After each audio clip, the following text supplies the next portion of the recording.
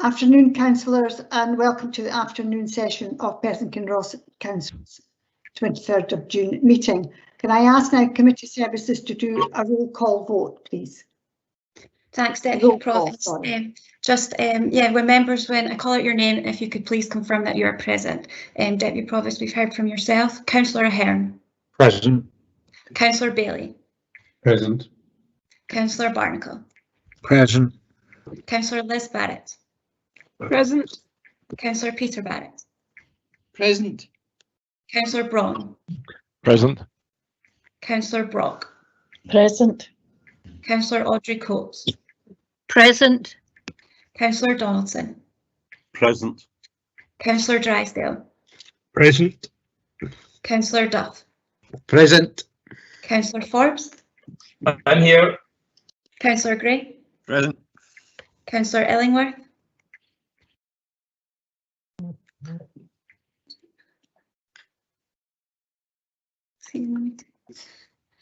Councillor Illingworth isn't participating in this debate, Kirsten.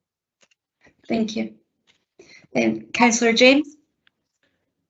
Present. Councillor Jarvis. Here. Councillor Lane. Present. Councillor Lyle. Present. Councillor Massey. Present. Councillor McCall. Here. Councillor McCall. Oh, I can see she's now in the meeting. Councillor McDade. Present. Councillor McEwen. Present. Provost. Present. Councillor Parrott. I'm here. Councillor Pulver. Present. Councillor Purvis. Present. Councillor Rebeck. Present, thanks. Councillor Reid. Present. Councillor Robertson. Present. Councillor Sarwar. Present. Councillor Shires. Present. Councillor Simpson. Present. Councillor Smith. Present. Councillor Stewart. Yes. Councillor Waters. Present. Councillor Williamson. Present. Councillor Wilson. Present. Thank you, and I note now that Councillor Illingworth is also in attendance. So all councillors are present, Deputy Provost. Thank you very much. Councillor Lane, I see you have a point of order. Yes, Deputy Provost, thanks. In light of the new information that we've now all received, I was wondering if people who've previously asked questions will be allowed to ask questions again if it's relating to the new information we've received. Councillor Lane, that was just what I was about to say when I began the meeting, but I thought I was let you do your point of order first in case you wanted to interrupt me, but that was my plan. I have a list of people who want to ask questions and I will read them out, but someone who has already asked and wants to ask for a question about that additional information may do so. I will read out the list of people I've got, and if the name is not there, please let me know. I have questions from Councillor Massey, James, Drysdale, Simpson, Brock, Gray, Williamson, McDade, Lane, Pover, Jarvis, Barnacle, Purvis and Duff for a second question. Quite happy? So now we will begin with Councillor Massey with his first question. Councillor Massey. Thank you, Deputy Provost. My questions are on the capacity of our production kitchens. In 2018, the Perth and Kinross production kitchens had the capacity to prepare over 7,000 fresh school meals per day to primary school children. Do we know what the 7,000 figure is as a percentage of the total capacity of the production kitchens? Will I do my second question now, or can we get an answer for that first? If it's related, yes, but if it's not, I think we'll answer this one first. Is it related? Is it? Yes, it is related. Right, okay, just ask it just now then. Okay. If we use the 8,460 meals needed mentioned in the paper, that means each production kitchen will on average have to prepare an extra 42 meals per day above the 2018 figure. Has there been any consultation with production kitchen managers and staff about the capability of the production kitchens to prepare an extra, on average, 42 meals per day above what the kitchens were preparing in 2018? Thank you. Keith, are you taking this question, or is it? Thanks, Deputy Provost. I think in relation to the additional meals, Carol Haxton, our manager, might be better placed to give a bit more of an on the ground perspective, if that's okay.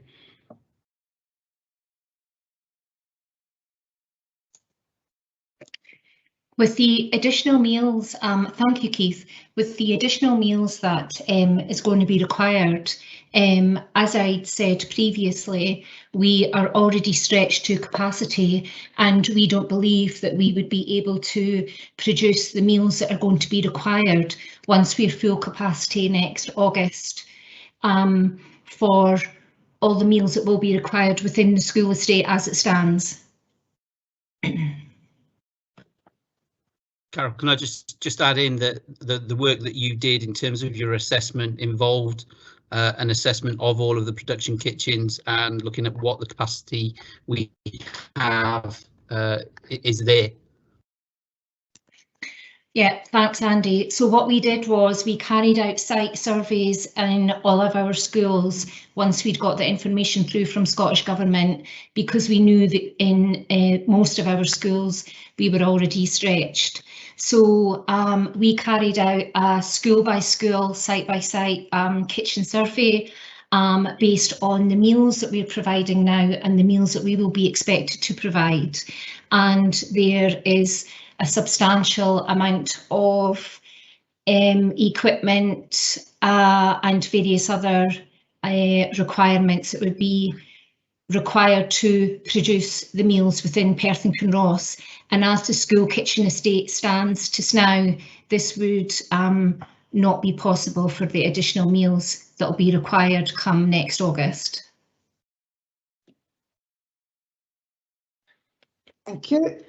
Councillor James, you have a question. That didn't, excuse me, Deputy Provost, that didn't really answer my question. The question was, what was the percent, what is 7,000, the percentage of the total capacity of our production kitchens? Is it 50%? Is it 60%? What they were producing 7,000 meals in 2018. So I'd like to know what that percentage was. Why were they not struggling in 2018 and yet you're saying they're going to struggle now? Sheena Devlin will answer this question. Thank you. There's a couple of differences, Councillor Massey, from 2018 to now, and indeed in the future. As Carol has indicated, there was a survey and analysis undertaken on a school Perth primary and Perth nursery basis, where they looked at the school roll, what 75% of the school roll would be, what the average daily meals would be on a particular week, and what the estimated additional meals would require to be from August 2022. You will appreciate that obviously depending on the size of the school and where the school is in terms of it's the kitchen that's within it, then it's not as simple or as straightforward as saying across the whole of the school estate there would be an average per kitchen. So in terms of the increased number of meals, it can go up into the hundreds that are required in the production kitchens. And we also, of course, at the same time, are starting with the, we have full rollout of 1140 hours across all of our nurseries and are required to provide meals there as well. And when we combine both, then the judgment of the professionals who've been involved in looking at the infrastructure requirements, which is about the equipment in the kitchens as well as the actual buildings, is that there is not the capacity in the current estate to handle that. Now, what I can't answer, I haven't been able to work out, is your percentage question, but hopefully that additional information is helpful for you. Thank you. Thank you. Thank you. Councillor James. Thanks, Deputy Provost. I've read this report with interest, and there's a lot of the use of the words entitled and free. entitlement is quite a word. I personally would have liked to have seen eligible, but free. It says it implies that these are free school dinners. Well, we all know that there's no such thing as a free dinner. To give something to somebody, you have to take it away from somebody else.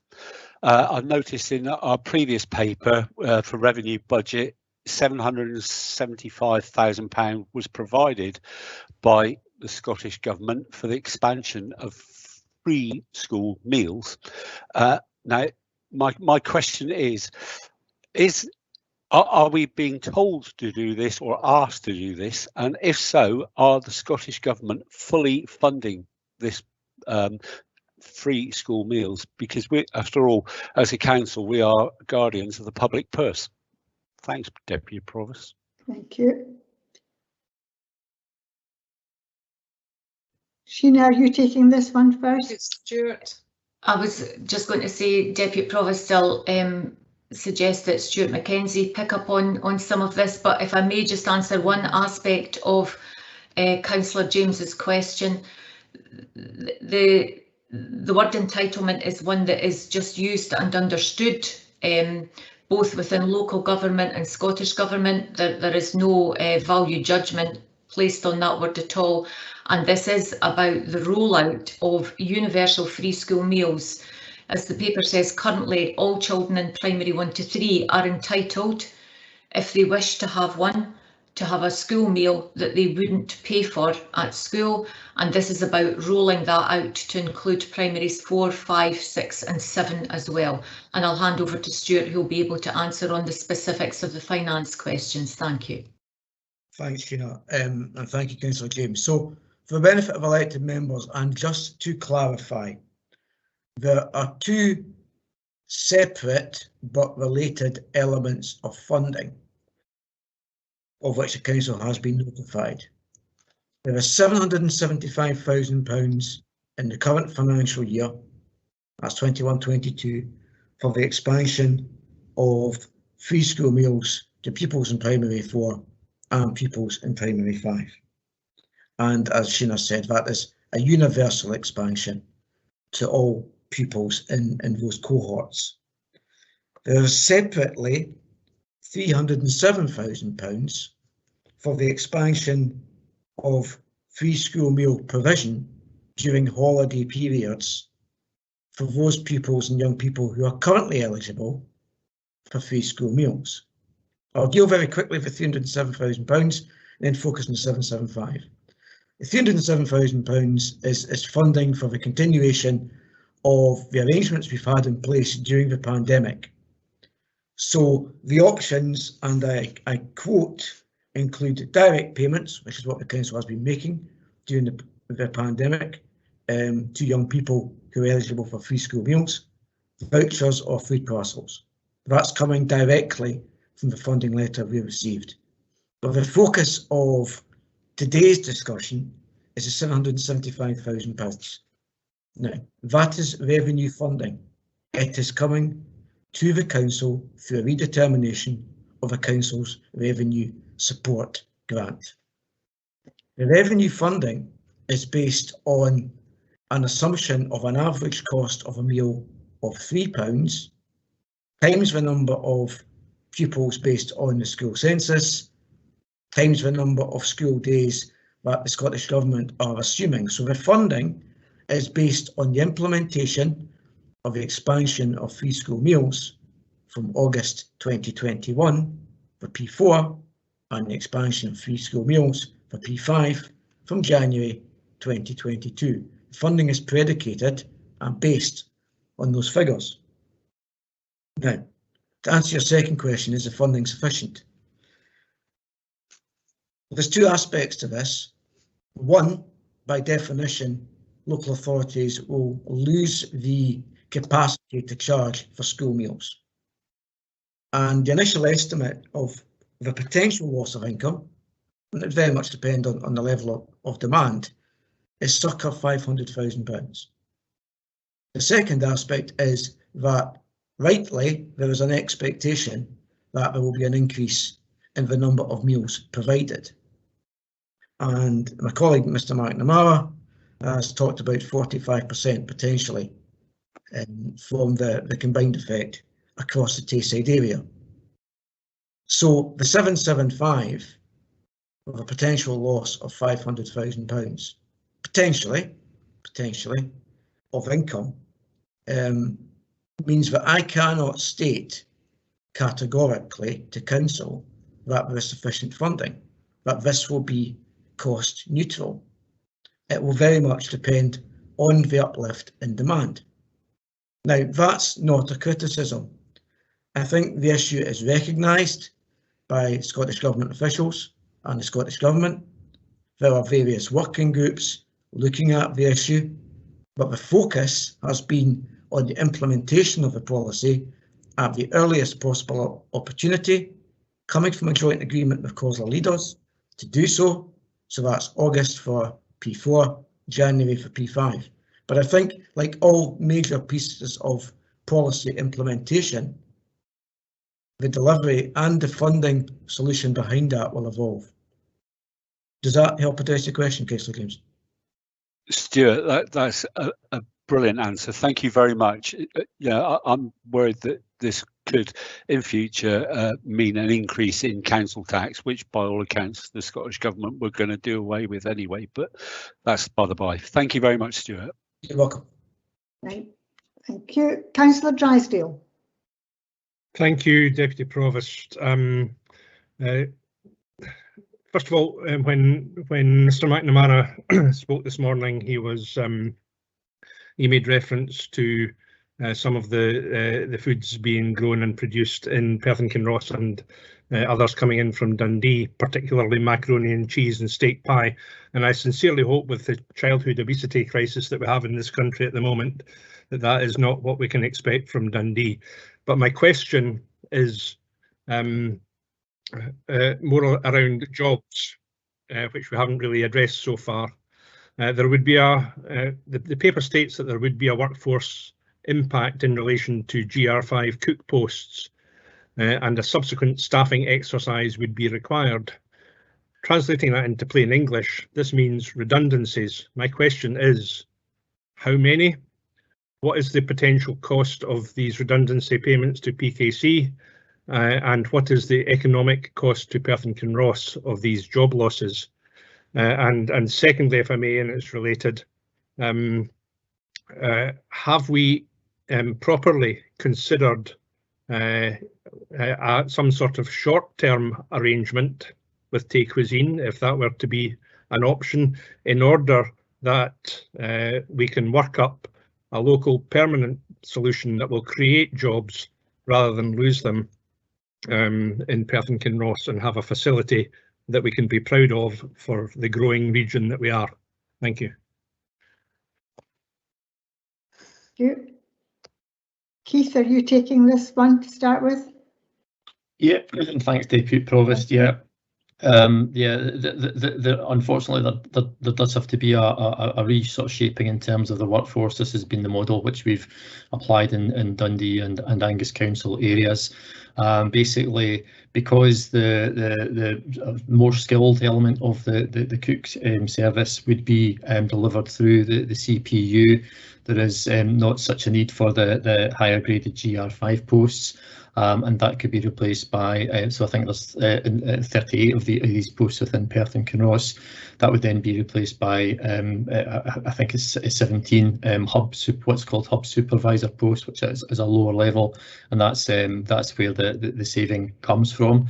The basis in terms of redundancy and costs, we just don't know that figure because we don't know how the workforce will reprofile, and it's part of any kind of workforce management process when we're going through major change. So things like we wouldn't be filling vacancies with permanent posts, which might mean that people can slot into posts, people can go for other posts within the organisation or elsewhere within any of our organisations. And the only comment I'd really make in terms of the redundancy situation is within Dundee City and Angus Councils, when we introduced the CPU, we were able to avoid any compulsory redundancies by working closely with the staff and the trade unions around that one. In relation to the question about short-term arrangements, again, we've got to bear in mind this is a partnership with Dundee City and Angus Council. There is capacity at Tay Cuisine. Dundee City and Angus Council have invested quite a lot of money into this facility. There is a prospect and indeed an expectation from these councils that we should be looking to fill that capacity. So I would imagine that a short-term solution would be less popular in terms of the partners accepting going forward with that, rather than perhaps a longer-term arrangement with a partner, which would or a customer indeed, which would generate income back for the Tayside contracts and its constituent councils. But we can raise that issue with our Dundee and Angus colleagues if that's the will of the council.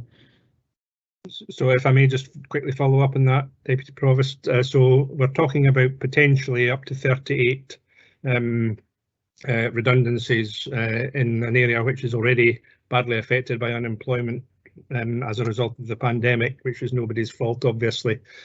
So that's obviously a big negative.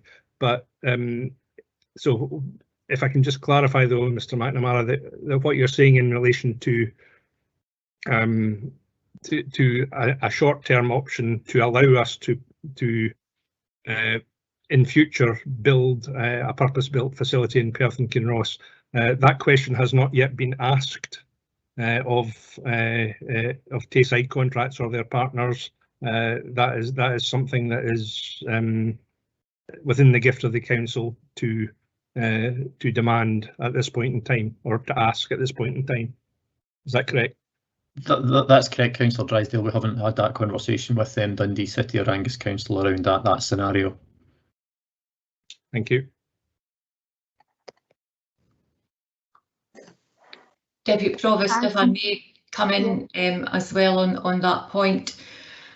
My understanding is that the GR5, and that's the technical name for those posts, the cook in charge, would be regraded at GR3, and additionally there would be up to 60 new GR1 posts created that would be for Perth and Kinross alone. Thank you. Thank you. Keith, do you wish to come back in? Yes, if I may, Deputy Provost, and I appreciate I'm splitting hairs by saying what I'm about to say here, but the post wouldn't necessarily be regraded. Staff could be offered the opportunity to move into one of these posts, but they wouldn't just naturally be regraded into these posts. And the 60 extra posts are a consequence of universal free school meals, and I think the paper talks about the 60 posts, irrespective of which option is agreed by the council today. Thank you for that, Keith. Thank you. Thank you. Councillor Simpson. Thank you, Deputy Provost. My question relates to capacity, which has been touched on before. May I ask if it's the professional opinion of our officers and officers of Tayside Contracts that if we go for options 1, 3 or 4, we cannot guarantee to have the capacity to provide 500,000 more meals per year, plus the breakfast, plus the snacks by August 2022. So it's a question of whether they feel if we go for these other 3 options, we have the capacity to deliver the food. I think Andy Cook's going to answer this one. Andy? Yes, that's absolutely correct. It's our opinion that on the basis of all of the options that we're presenting today, the only one that would meet the required timescales to deliver the capacity we need is option 2. May I just follow that up, Deputy Yes, Yes. Can we expect any sanction from the Scottish Government if we fail to produce the meals?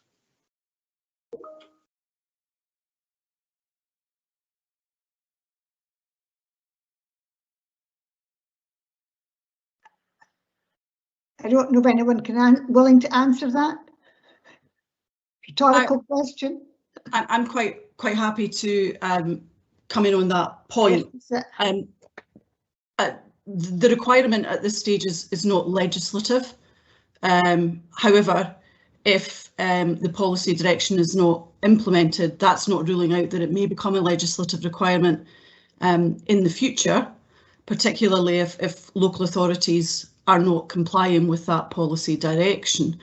The risks at the moment would be associated around reputational risk, obviously, for not being able to deliver that. Obviously, the risk to children who might, and families in poverty who might otherwise have benefited from that offer. And there is, I'm not ruling out the possibility of potential legal challenge in terms of our decision making if we've been unable to deliver on that national policy initiative. And I'm talking about, you know, challenges by potential families, etc. So you couldn't rule out a legal challenge, and we don't also know whether or not there would be any clawback or, you know, additional sanctions for not complying with the policy initiative as set down, because the funding is specifically being given to deliver on that initiative. So at this particular point, the risks are potential, with the exception, I would say, probably of the reputational risk, which is high risk with a high degree of probability of being realised. Thank you. Now, Councillor McEwen, you got a cue in the box specific to answer. Is this in relation to a previous question that you wish some more information? I know this is not probably in standing orders, but I don't want to get questions all out of sync, so I'll allow you. Specific to Keith McNamara's answer and the comment in the box by Sheena Devlin regarding staff who will lose their GR5 banding, that they have to reapply for another job. That means that although, you know, I work in the NHS and we would always protect somebody's banding should their job disappear and they have to be reassigned to a new post. That banding would be maintained within NHS Tayside and within the health service. So my question really comes around this is about the staff themselves, that if they're asked to apply for a grade 3 post, that means that they're accepting that salary and will have a decrease in their terms and conditions for taking on the new job because their old job has been removed. You can tell I used to be a union rep with that question, but that's... So is that what we're doing? Are these people going to be able to maintain their current terms and conditions even though they work at grade 3? Or is it a case of your job's gone, reapply for the new job? Just clarity on that. Deputy Provost, I'm happy to come in on that one, and what I may suggest is to ask my colleague Gary Conway to come in on this point, because Gary was the person that dealt with it all in Dundee and Angus, and Gary will know exactly the process that we followed. So if I may invite Gary to answer that one. Yes, please. Thank you, Keith. Just to relay to the session what happened in the Dundee and Angus areas, we consulted with the incumbent post holders at grade 5, and as part of that process we presented them with an options sheet basically, and they were able to rank their preferences in terms of remaining at grade 5 and potentially being redeployed into an alternative post, say within the secondary sector. And we had the benefit in the Angus and Dundee area at that point in time of having vacancies, as Keith has alluded to. We stopped active recruiting on a permanent basis into jobs so that we could create openings for people that were potentially displaced as part of the process. So we had an offer on the table to them to be redeployed into an alternative post on their own grade, redeployed with a compensation payment into the alternative post at grade 3, or the option, if it was right for that individual, to go for the early retirement voluntary redundancy, or redeployment into another part of the service within Tayside contracts. And we were perhaps fortunate in that respect, in that we managed to accommodate everybody that was keen to exit the service because it was the right choice for them, or be redeployed. The interesting outcome from the Dundee and Angus situation was that whilst we had the opportunity to redeploy in a grade 5 post in the secondary sector in both areas, nobody that was in a grade 5 post in the primary sector at that time took up that option. So a number of people, it was right for them to exit the service. For a number of people, it was right for them to take the compensation payment and be redeployed into the alternative post. So it comes down to that dialogue with those individuals and their representatives about the outcome being what's best for them in these circumstances. And that's how we approached it in Dundee and Angus, and thankfully it worked very successfully. And I would imagine we'd replicate that kind of approach in Perth and Kinross. The objective here is to avoid compulsory redundancies and to look for the best outcome for the individuals that have been a valuable part of our services in the preceding years. I hope that answers your question. It's obvious to me the terms and conditions in NHS are a damn sight better than they are at site contracts, and maybe staff should just move to the NHS where there's plenty of jobs and the terms and conditions will be protected. This is terrible. Thank you very much for that answer, Mr Conway and Councillor McEwen, for your question. Let us move on. Councillor Brock, please. Thank you, Deputy Provost. It's actually regarding page 47 under the risks and challenges is what I really want to ask on. And what it is I want to know is, why is the temporary closure of a Tacosine facility due to the infection not listed as a risk? Given that we have seen a number of food production businesses need to temporarily close due to COVID, this seems, I would say, a high risk at the moment. I just wondered if there's anyone who can comment on that. Keith, are you leading on that one? I can do. I wasn't necessarily the author of the report, but my comment around that one is the CPU Tacosine gives us a bit of buffer capacity because we produce meals in advance, so we could have additional capacity for a period. So if we did have to close off a section of the work area or self-isolate staff, at least we would have that kind of buffer capacity, which we wouldn't necessarily have in individual production kitchens. And would this cover the whole area of it, or how would it be dealt with? If part of it had to go down for any length of time? I'm sorry, Councillor Pover, could you just explain a wee bit further what you mean with that one? Are you saying that we've got the capacity to deal with it if we had to close part of it? Well, what I'm saying is, because it's a cook freeze facility, we produce food in advance. We would have a buffer capacity to be able to deal with that if there's a short-term closure. I do notice both Shane Devlin and my colleague Frank Riley are both wanting to comment further on that. Okay, thank you. Yeah, mine was just a quick comment. Frank Riley here from Tayside Contracts, and I was to say we have to bear in mind that the Tacosine does not hold many frozen meals. The meals are made, they're frozen, and then they're shipped out to the hubs. I think it's about 17, 18 hubs that would be in Perth and Kinross area. So that is where they would be held frozen. They have a shelf life of 3 to 6 months. So we would have a stock there that we wouldn't have right now with the current service that would get us by for quite a while before we put arrangements in place with an alternative supplier. So if CPU and Tacosine just was hit by a bomb and it was wiped out completely, we could get by for a month or more than enough time to bring in an alternative supplier to deliver our meal service. But that obviously is taking it to the extreme. But I think it's important to bear in mind, as soon as meals are made, plus frozen at Tacosine, they're shipped out to the hubs in Perth, and right now in Dundee and Angus, and would be in Perth and Kinross. So in terms of business continuity, it leaves us in a much more secure position. Okay, thank you. That answers my query. Thank you very much. Councillor Gray. Thank you, Deputy Convener. My question refers to suggested benefits and opportunities of preferred model 2, bullet point 2, and the potential benefits of this model detailed in appendix 2. As is suggested, the quality and safety of food can be maintained if prepared and frozen elsewhere and delivered to our dining centres to meet a Scottish Government commitment to provide universal free school meals. Do you agree that the greatest economies of scale, efficiency and cost benefit would be provided by PKC through a national frozen food preparation and distribution centre? Also, have any efforts been made to find out if the Scottish Government have considered or would consider such a facility in light of their commitment to UFSM and the considerable practical, physical and financial commitment this bears on all councils and the Scottish Government itself?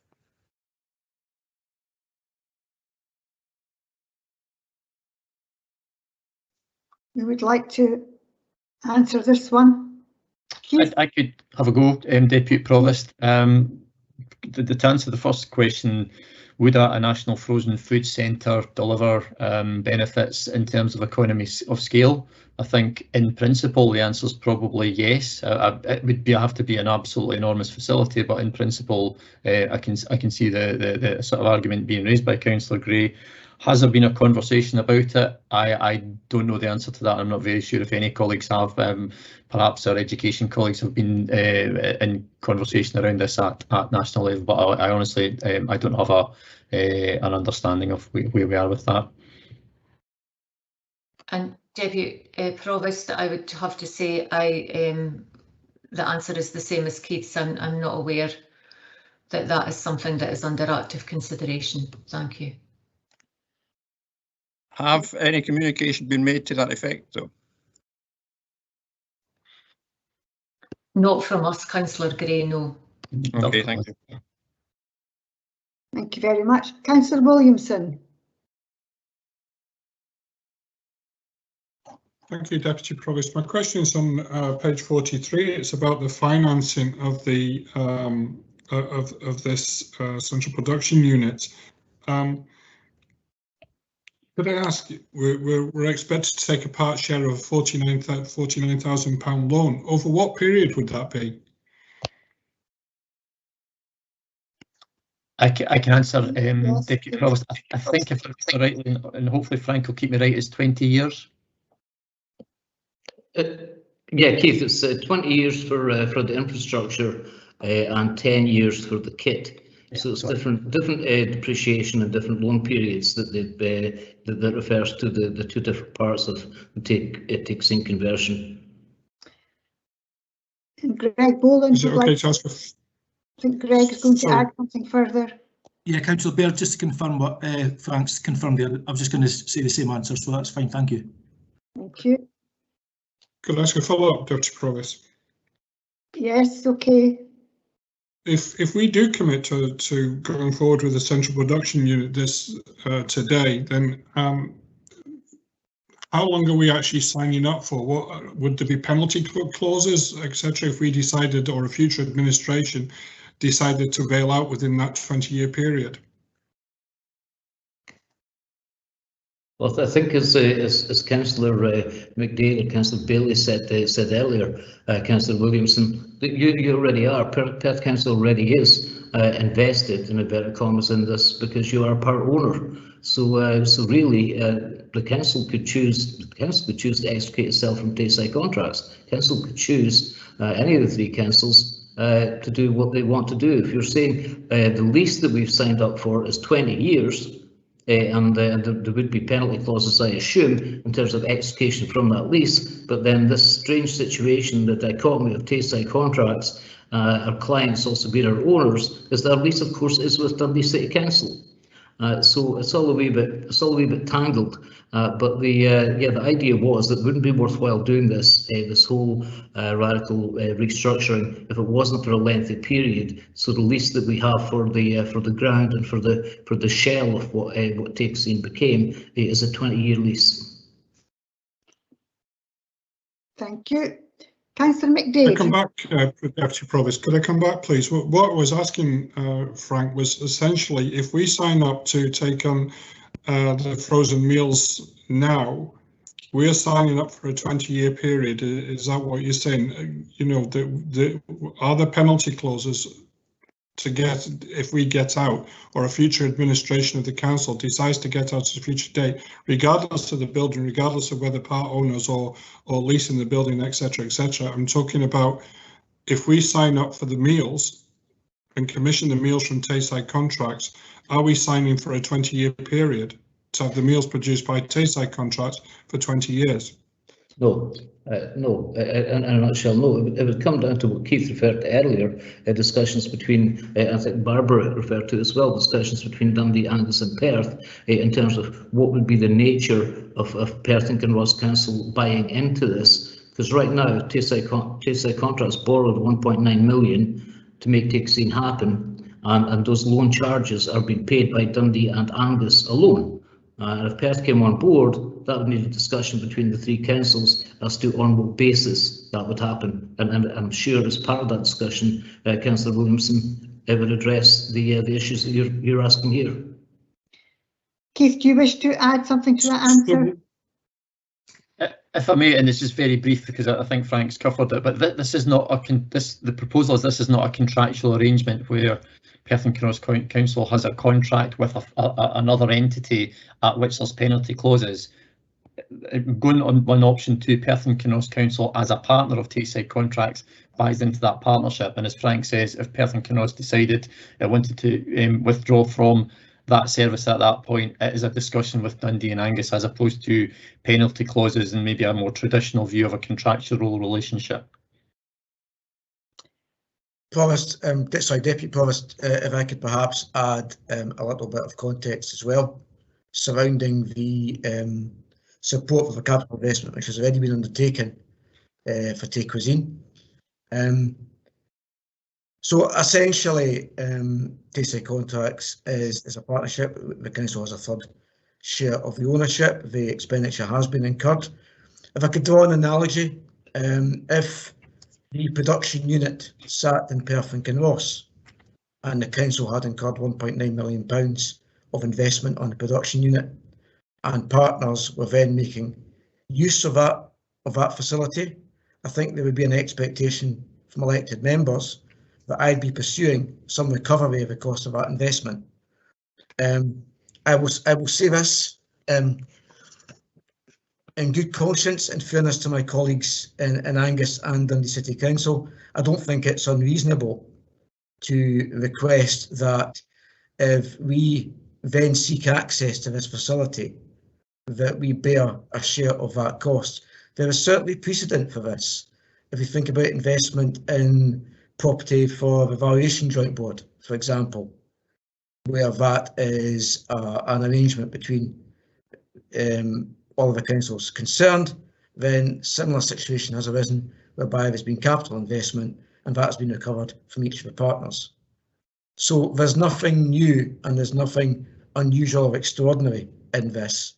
The expenditure has been incurred, the facility exists. It would be a reasonable expectation if a facility existed in Perth and Kinross of me to be going to colleagues in Dundee and Angus and saying, okay, I'd like you to meet a share of the cost of operating that, thank you very much. And I think it wouldn't be an unreasonable expectation of ourselves if council's minded to approve a recommendation that we do likewise. Thank you very much. Councillor McDade. Thank you, Deputy Provost. I'd like to ask a follow-up question in relation to what Councillor Williamson's just been asking and then ask my question if that's possible. Yes, it's possible, as long as you make your questions brief, because I'm conscious that we're taking much longer than I think all elected members wish to ask questions. So we've got quite a lot of questions still to come, so I'd appreciate it. It's a nice short question. Thank you. Okay, thank you, Deputy Provost. Just to follow up on Councillor Williamson's points there, in terms of the contractual, there's a bit of difference there in terms of what you were describing. Can somebody tell us exactly how this works? So we mentioned as partners, we're obviously part owners of Tayside Contracts, as I understand it. And we've been told it would be a partnership rather than a contractual agreement, and there wouldn't be penalty clauses. We would be able to get out of it. Could someone just walk us through what this actual legally, what it looks like, basically?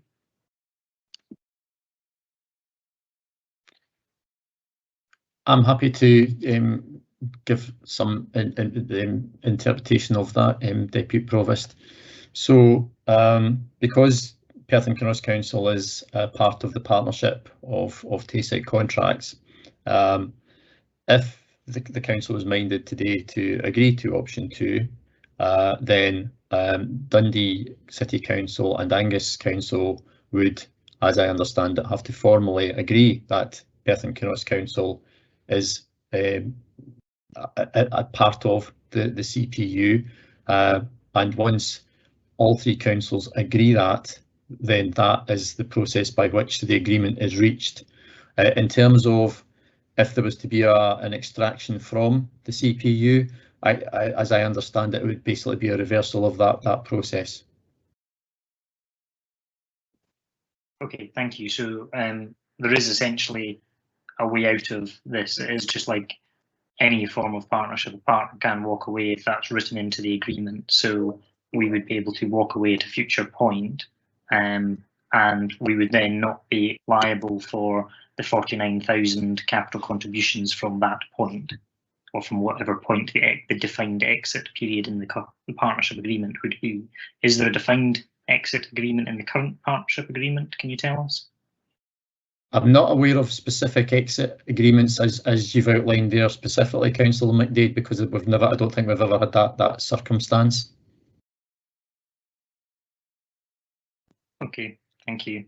If I can go into my my main question actually now then. McDade, I'm going to ask Lisa to come back in. All right, thank you. See if she was anything to say to what Keith said. Lisa, have you anything you wish to add? Not particularly, no. Don't have a specific point to come in with that. I mean, obviously we have the minute of agreement that's established the partnership, and that's in place. But you know how the type of business and the scale of business, etc., is all of these things that are negotiated between the partners on a case-by-case basis. So, you know, we would deal with that just as part of the standard process of business within the committee. Thank you. Greg, did you wish to add anything to that? Because I see you've got to answer them. I'm just wanting to make sure the right questions have been answered by the right person. And before we... Yeah, no, just to say, Councillor Baird, I think it's, as we've discussed, we are a part owner of TSI contracts. The details of this will be thrashed out, obviously, based on decision today. If Council made that decision, we would obviously need to negotiate with Dundee and Angus and agree some formal agreement about that, and that would be part of those discussions. So I suppose at this point we don't really know the ins and outs of that, except for if we were to buy into the CPU loan, then we'd obviously need to make a contribution towards the running costs of that loan. Thank you.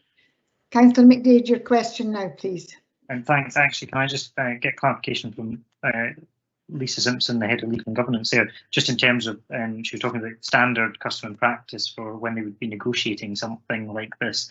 Can I just get reassurance that it would be standard practice to have an exit clause agreed in anything that we would be signing up to, so that there is the potential to get out of this in the future if that was the political decision of the council, and the officers will ensure that is in there?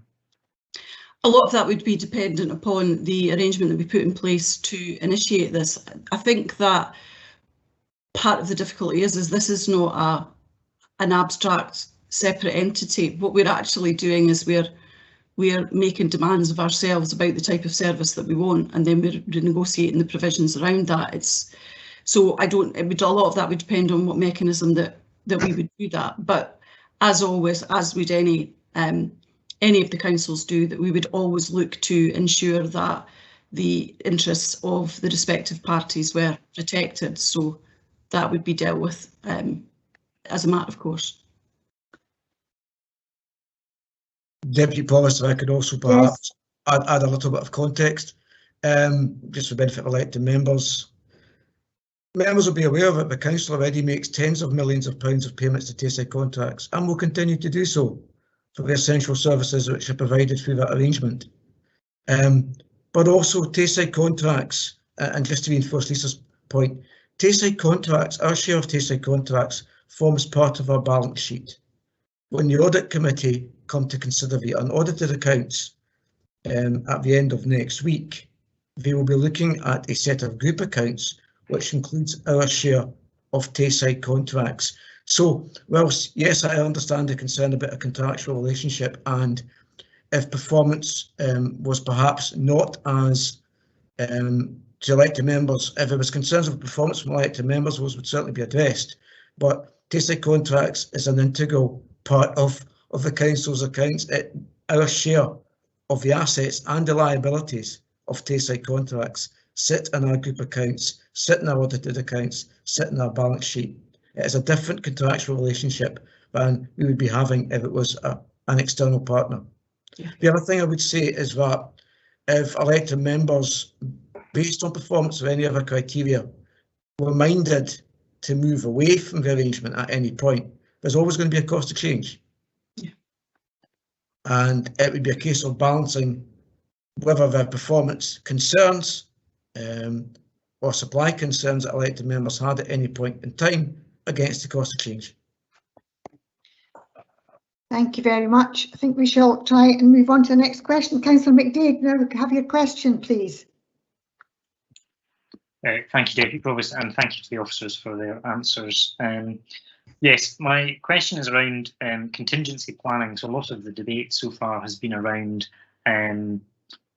what happens when we get to crunch points, basically, and I'm really grateful for the officers' time yesterday to discuss a lot of this.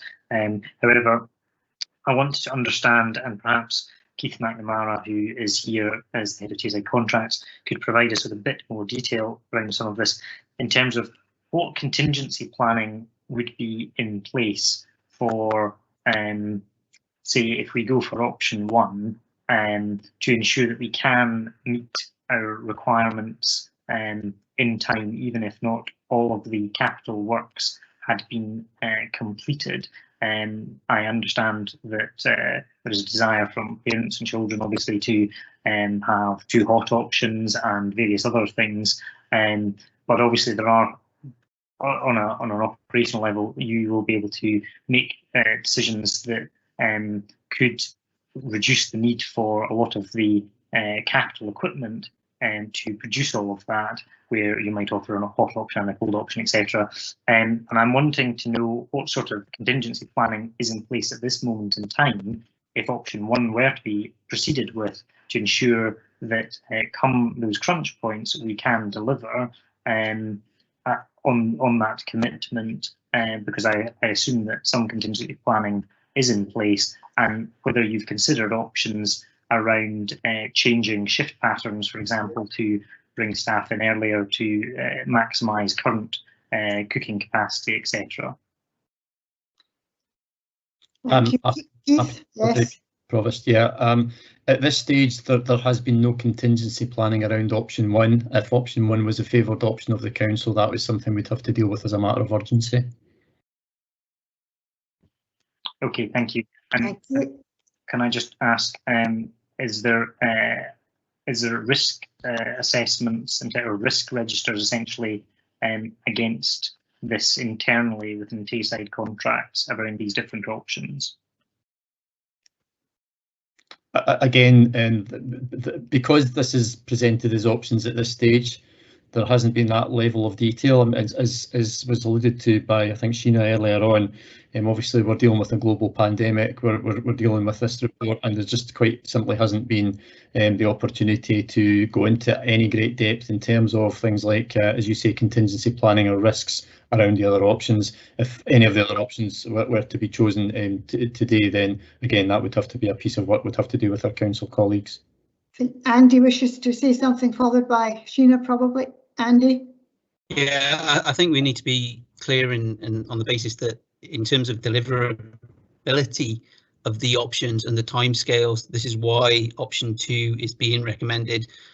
Option 1, having had discussions with our property colleagues, in terms of the scale of the works that's needed, is not likely to be delivered within the timescale for 2022 for the full rollout of universal free school meals.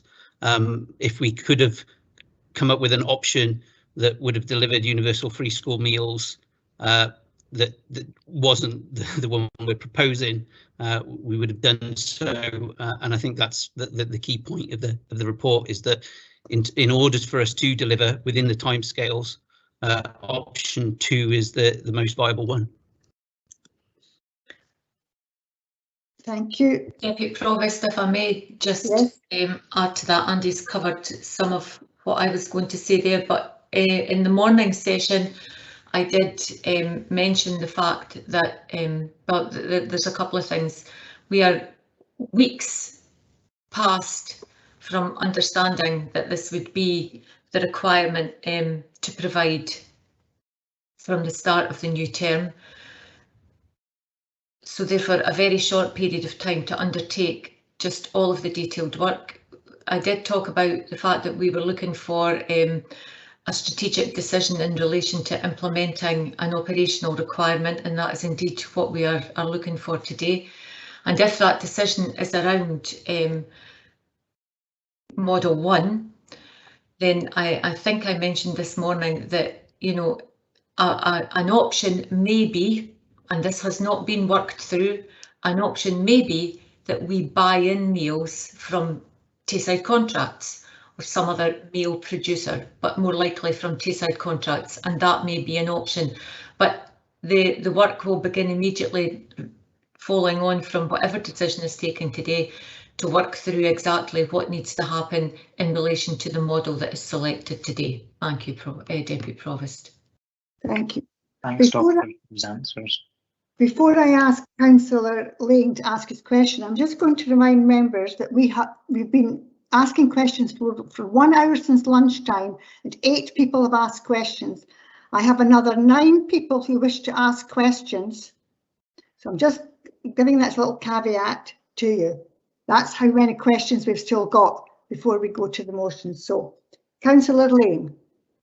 Thanks very much, Deputy Provost. And maybe my question will be officers will be able to ask how we've got to this position of all having to ask questions today, because this paper has come through with no consultation at all, or even a mention to it at leaders' meetings or at any other stage. So my question is around the fact the last time this was brought in 2019, we had numerous meetings with officers of Tayside Contracts and Perth and Kinross officers. The last meeting we had, even at one stage, a leading officer for Tayside Contracts kind of belittled Perth and Kinross as a place, and by saying that any idea that Perth and Kinross could provide these meals was a vanity project for them. So that's what we're dealing with some officers of Tayside Contracts back then. And in the last meeting at the MAUG, the leader of the council said that this was dead in the water. And we've had nothing since. If things had changed, I would have expected some amount of consultation so we could have put these questions forward. So my question is, why has this been brought in the last meeting before we go into recess with no previous consultation at all?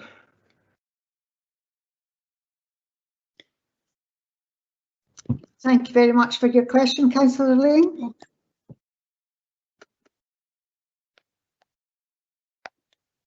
Anyone like to answer his question? Sheena? Apologies, I had started answering Deputy Provost and hadn't realised that I was still muted. As I said in my introduction, and as Lisa Simpson mentioned earlier this morning, we're in a materially different context and time, and we have the rollout of universal free school meals to all pupils P4 to 7. We had confirmation only very recently, a matter of weeks ago, that that was something that was required to be undertaken, and so what officers have done is worked as swiftly as they can to bring together a paper that does reflect some of the information that was provided previously, and I accept Councillor Ling's point that there was discussion previously about that, and particularly post the council meeting in September 29, where there were detailed discussions undertaken at the MOG on a number of occasions. And this is the reason we're in the situation we're in is down to expediency, to have a strategic decision taken by the council in time for us to work towards, if that's how council are minded to go, implementation of free school meals. And if the recommended model is not the model that is accepted today, then we will work to undertake that requirement in relation to whichever model is the model that is approved today, Deputy Provost. And I don't know if Lisa wants to say anything else. I think I would just re-emphasise that, you know, the issue about as I think I said when I spoke this morning, Ideally, we would be looking to have extensive consultation on this, and would have expected a slightly longer lead-in time, or a much longer lead-in time. And if the model that was being preferred, as was indicated last year, that this is all done within Perth and Kinross, there would be significant time to therefore implement the changes to the infrastructure. The reality of the situation is, however, that the policy only came into play in May, and we're in June, and we're about to go into recess, and the start of this rollout is in August.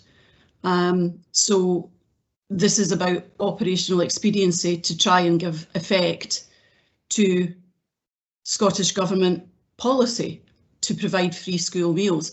And I think that elected members have to be aware that in opting to go for another option, they are also accepting the risk that that rollout will not be completed within the timescales required of the Scottish Government, and it will be for Perth and Kinross to then weather whatever flows from that, whatever consequences flow from that.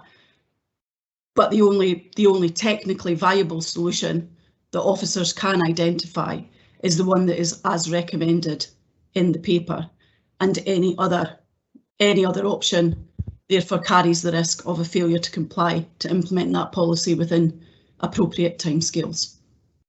But it is for elected members to make that decision, but in making that decision, we're ensuring that decision is informed, and that the risks of the consequences of any other decision then sits with this council as the decision maker. Can I come back to that, please? Councillor Lane, before we go any further, I think some of the comments you made regarding Tayside contracts, member of staff, were maybe slightly inappropriate. So they were factual. They were factual. It was a factual statement. Well, that's your opinion, but that's not what we're here to discuss today. So please try and stick to what the paper is dealing with. Councillor Barrett, you have a point of order. Yeah, I agree with you, Deputy Provost. I think Councillor Lane's questions have already been asked and answered several times during this meeting, and his comments constituted badgering of the Tayside contracts officers, and I don't think that they were acceptable. Thank you, Councillor Barrett. Councillor Lane, if you're just going down the same track, I think we'll move on to the next question, because that question was actually answered this morning as well. So I think we might move on to Councillor Pover, please. I don't think it was answered, the question about what work had been done by officers since the strategic decision of the Council in 2019 had taken place to the present time. We gave a strategic decision then. Councillor Lane, we all know that this direction came from Scottish Government only after May's election. This is why this is happening now. I think you're well aware of that, so if you don't mind, I'd like to try and move on, because you always tell us the meetings go on far too long, so let's try and focus on the paper. Councillor Pover, you have a question, please. Thanks very much, Deputy Provost. I think this question's been answered to some degree, but I'll just ask it quickly. I'm referring to page 48 and section 5.2, and it says this model would mean that all existing PKC production kitchens would become dining centres with the main meal element, e.g. steak pie, being produced off-site. Supporting meal elements, e.g. vegetables, would still be produced on-site, and counter service would remain unchanged. Now, I'm just wondering, for the vegetable element, is that still frozen meal, or would that be prepared fresh?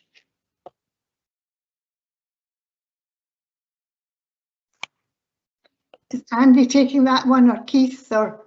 No, happy to take that one. It's prepared fresh, so anything that is prepared on site is freshly prepared. That's lovely. That's great. Thank you very much. Thank you very much for the succinct question as well, Councillor Pover. Councillor Jarvis. Thank you. Yes, decide in haste and repent at leisure keeps coming across my mind listening to all the discussions. But I have two questions. I mean, I'm absolutely rushed into this, but there are issues of food safety. We were told that some food is delivered by taxi to certain schools. Now, what safeguards is that the food is actually delivered at a correct temperature? and that there is no risk to the children. And the other question I have is, it's all very well putting a healthy meal on a child's plate. There's a high level of wastage. So who is responsible for overseeing that individual children actually eat their meals? Because at the end of the day, they're going to be very stressed in school if they haven't had a proper lunch. Deputy Provost, I can start on both of those questions, if that's okay, in relation to temperature and meals being transported. I can confirm, and colleagues from Tayside Contracts will be able to confirm, Councillor Jarvis, that that is all done entirely within appropriate standards and within health and safety requirements. That happens across possibly about half, maybe more of our schools. That's currently how they receive their meals, and that is all done to the expected industry standards. In terms of wastage, this is a perennial problem.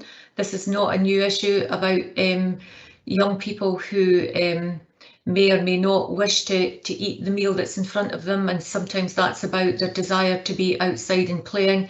But there are supervisory staff who work within all the dining centres who do encourage children to eat their meals. There are choices in terms of what young people can have to eat, which helps with that.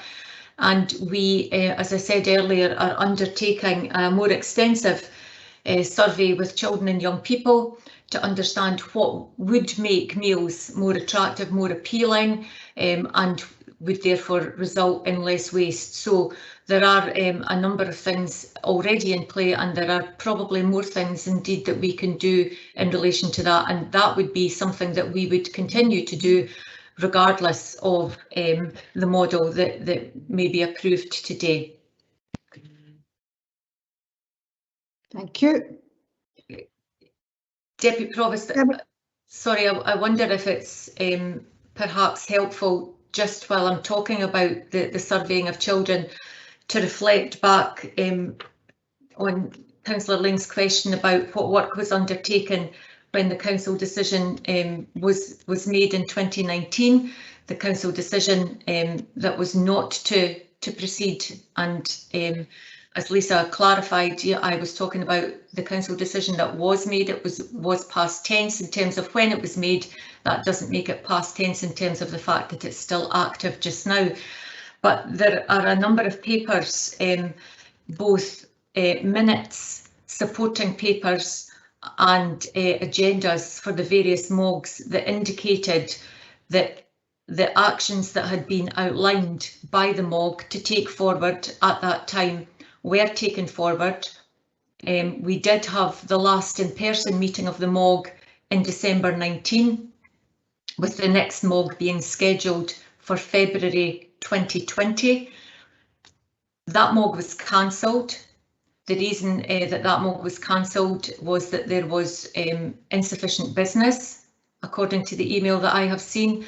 But the papers that we had produced in relation to meal service provision in Perth and Kinross were provided to all members of that MOG for consideration, with an ask of elected members to come back to me in relation to some of those matters.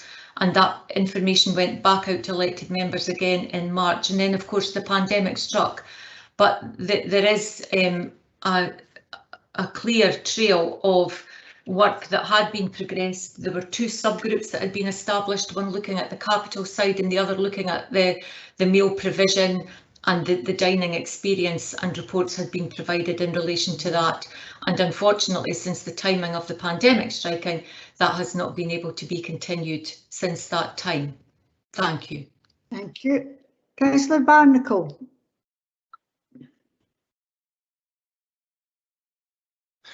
Thank you, Deputy Provost. As we now have useful background to the estimate of capital costs for Model 1, and I note capital costs for Model 4 per the report, I suggest we should be able to make a strategic decision today. However, as someone who supported rejection of the previous proposal in September 19, I note we are now being asked to support the Model 2 recommendation. If we are to do this, can we have a regular 6-monthly review of how this model is working to see if we are content to continue with it. That's my question. Thank you. Sheena? The short answer, Councillor Barnacle, to your question is yes, it would be possible to provide regular updates as to how this is progressing, if indeed that is the strategic direction of Council today. Thank you. Thank you. Councillor Purvis.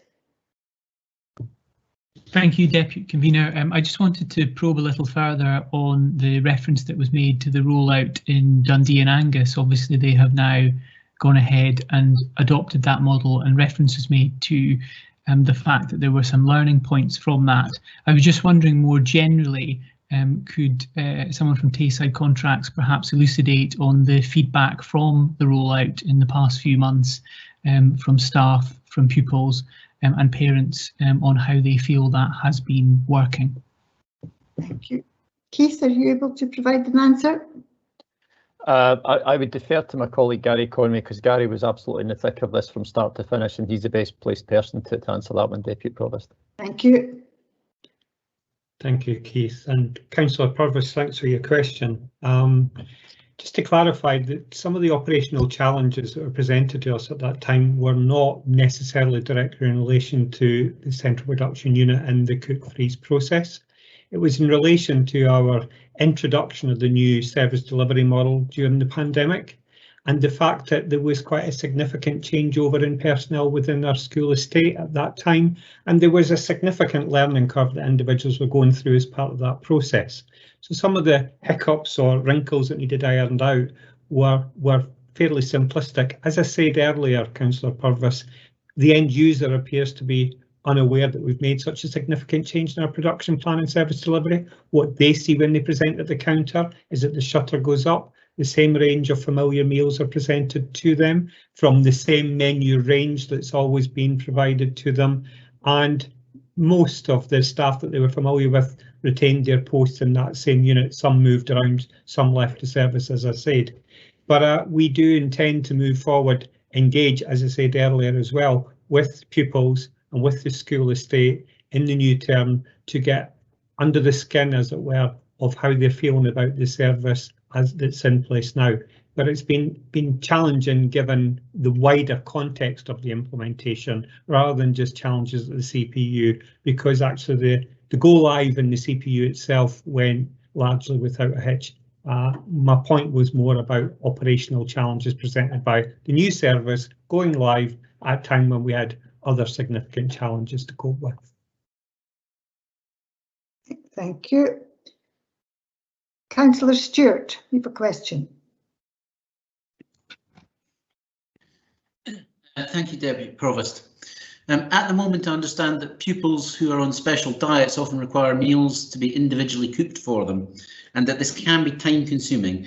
So I'm wondering how the recommended model will affect our ability to manage producing meals, manage the production of meals for pupils who require special diets such as gluten or dairy free, or those like myself who suffer severe food allergies.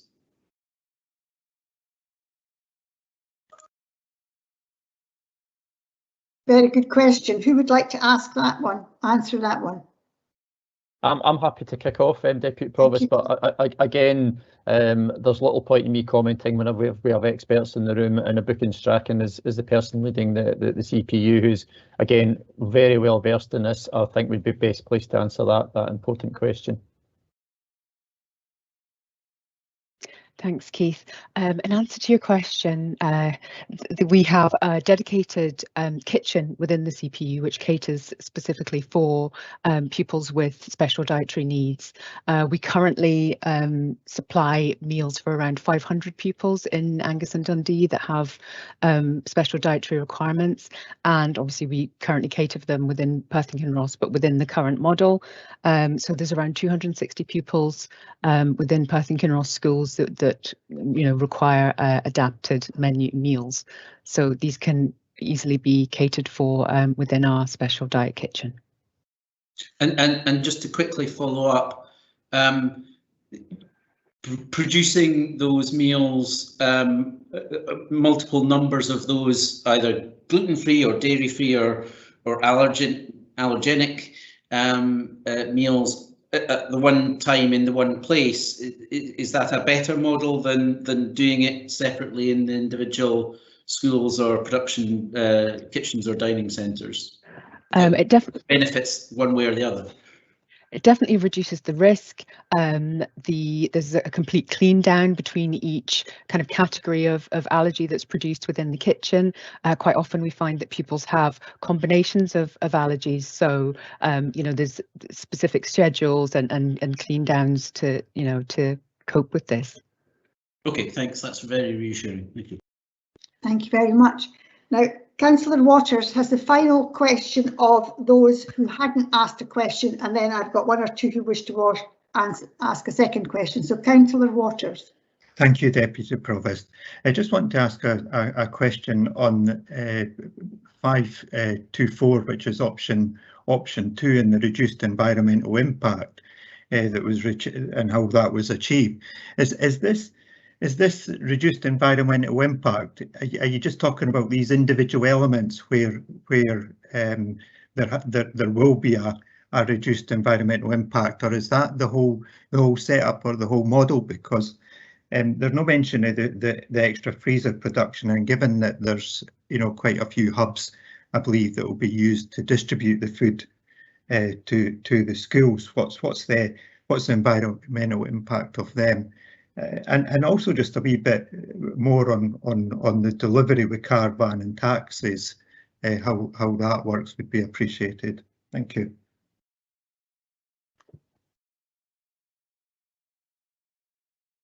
Deputy Provost, I can kick off the answer to that. Yeah, and this relates to the analysis which was carried out in relation to the previous study relating to that. Basically, the environmental benefits are twofold. Firstly, the number of vehicle movements, because we're not delivering certain products to each of the 35 production kitchens, etc. Instead, these deliveries would be directed to the CPU. There is a kind of net benefit in terms of something in the region of 5,200 less miles per annum of deliveries. The second element to the environmental benefits is because you're not, again, cooking at 30 plus sites the same product, you're doing it on the one site, and the analysis that was carried out last time round was for one product on a single day, there would be 68 hours less cooking, so therefore 68 hours less energy use. Now that was for across Tayside, I would hasten to add. And if I think by my rough calculations, Perth and Kinross is the majority of school kitchens in Tayside at 45%. So that is equivalent to about 31 hours of energy per product per day that would be saved in energy costs. So that it does show there are some environmental benefits of the option 2. Can I just follow up just on the you know, if you know, as was mentioned earlier, you know, if unfortunately there was a bomb attack and the production unit went down in Dundee, that there would still be the ability to potentially feed the schools off the hubs for you know, a month. I mean, that would be you know, a rough calculation, probably over 150,000 meals that would have to be stored at any given time in the freezers. Has any impact assessment been done on the energy cost to run that? Is that included in the overall you know, claim that there is a reduced environmental impact? Thanks, Councillor Waters. I think the issue is that the comments around environmental impact are under normal business. If we had a circumstance where the CPU was knocked out of commission, whether it be COVID or whether it be, you know, to use a colloquialism, a bomb, that would be an emergency situation. I think it would just be, we just need to get the lunches on the tables for the young people and children as best we can. So that would just, well, that's a scenario which would be hopefully so rare that it would just be a one-off. So we've not factored that into the environmental considerations because it's such a rare likelihood. It wasn't.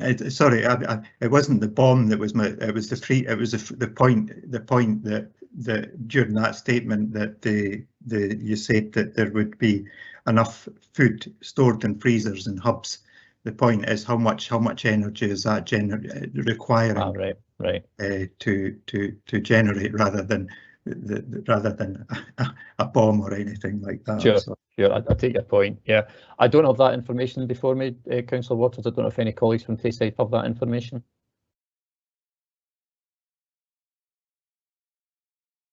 No, sorry, we don't have that, but we will come back to you on that point. Thank you. Councillor Duff.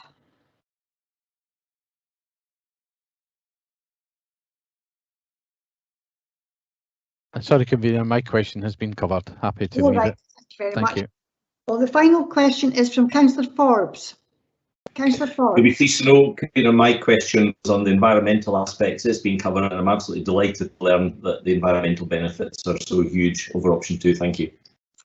Thank you very much. I'd like to thank members for all the questions, and I would like to thank our colleagues from Tayside Contracts for answering so many questions with so much detail and providing us with all the information, and also thank the colleagues from Education and Children's Services for answering the questions too. So with that, I'd like to invite Councillor Lyle to move the paper, please. Apologies, Deputy Provost. Sorry. I did indicate in the chat I was hoping to come in. I noticed that Councillor Jarvis, who I think had inadvertently muted herself whilst asking part of her question, has put her question in the chat. Oh, sorry, I've not seen that. If we can pick up on an answer to that. I had certainly given assurance and had seen nods from my Tayside contract colleagues when I'd said about food temperatures absolutely meeting required standards. And there's a very specific question in the chat about does each school where necessary have a food thermometer, and I'm not sure if somebody from Tayside Contracts might be able to answer that. Thank you. I think my colleague Carol will answer that one. Sorry, Keith. Thank you, Sheena. Yes, I'm happy to answer that question. So we have a food safety management monitoring system in place in all kitchens. We have that currently in place, and that would continue going forward. Temperature control checks are taken once the food is cooked, before food is sent out, to make sure that we comply with the food safety regulations that are required by us by law. Thank you, and I do apologise because I have no chat from 1446 at the moment, so my apologies to Councillor Jarvis. I didn't see any of these other comments, didn't see the question. No, that's okay, but my point was specifically at point of delivery, and that still hasn't been covered. So, okay, apologise. So just to confirm, so what happens is we have temperature control checks for transporting food, and that is above 85 degrees. So we also have to serve food within 90 minutes of transporting to service. So the checks aren't done at dining centres at present. We used to do that in previous years, but it was discovered through the food safety management system that when you take a lid off of a food container, that it actually is detrimental to the temperature of the food. So the food leaves the production kitchen at above 85 degrees, which complies with the food safety temperature regulations. Thank you. I see I'm on a losing battle here.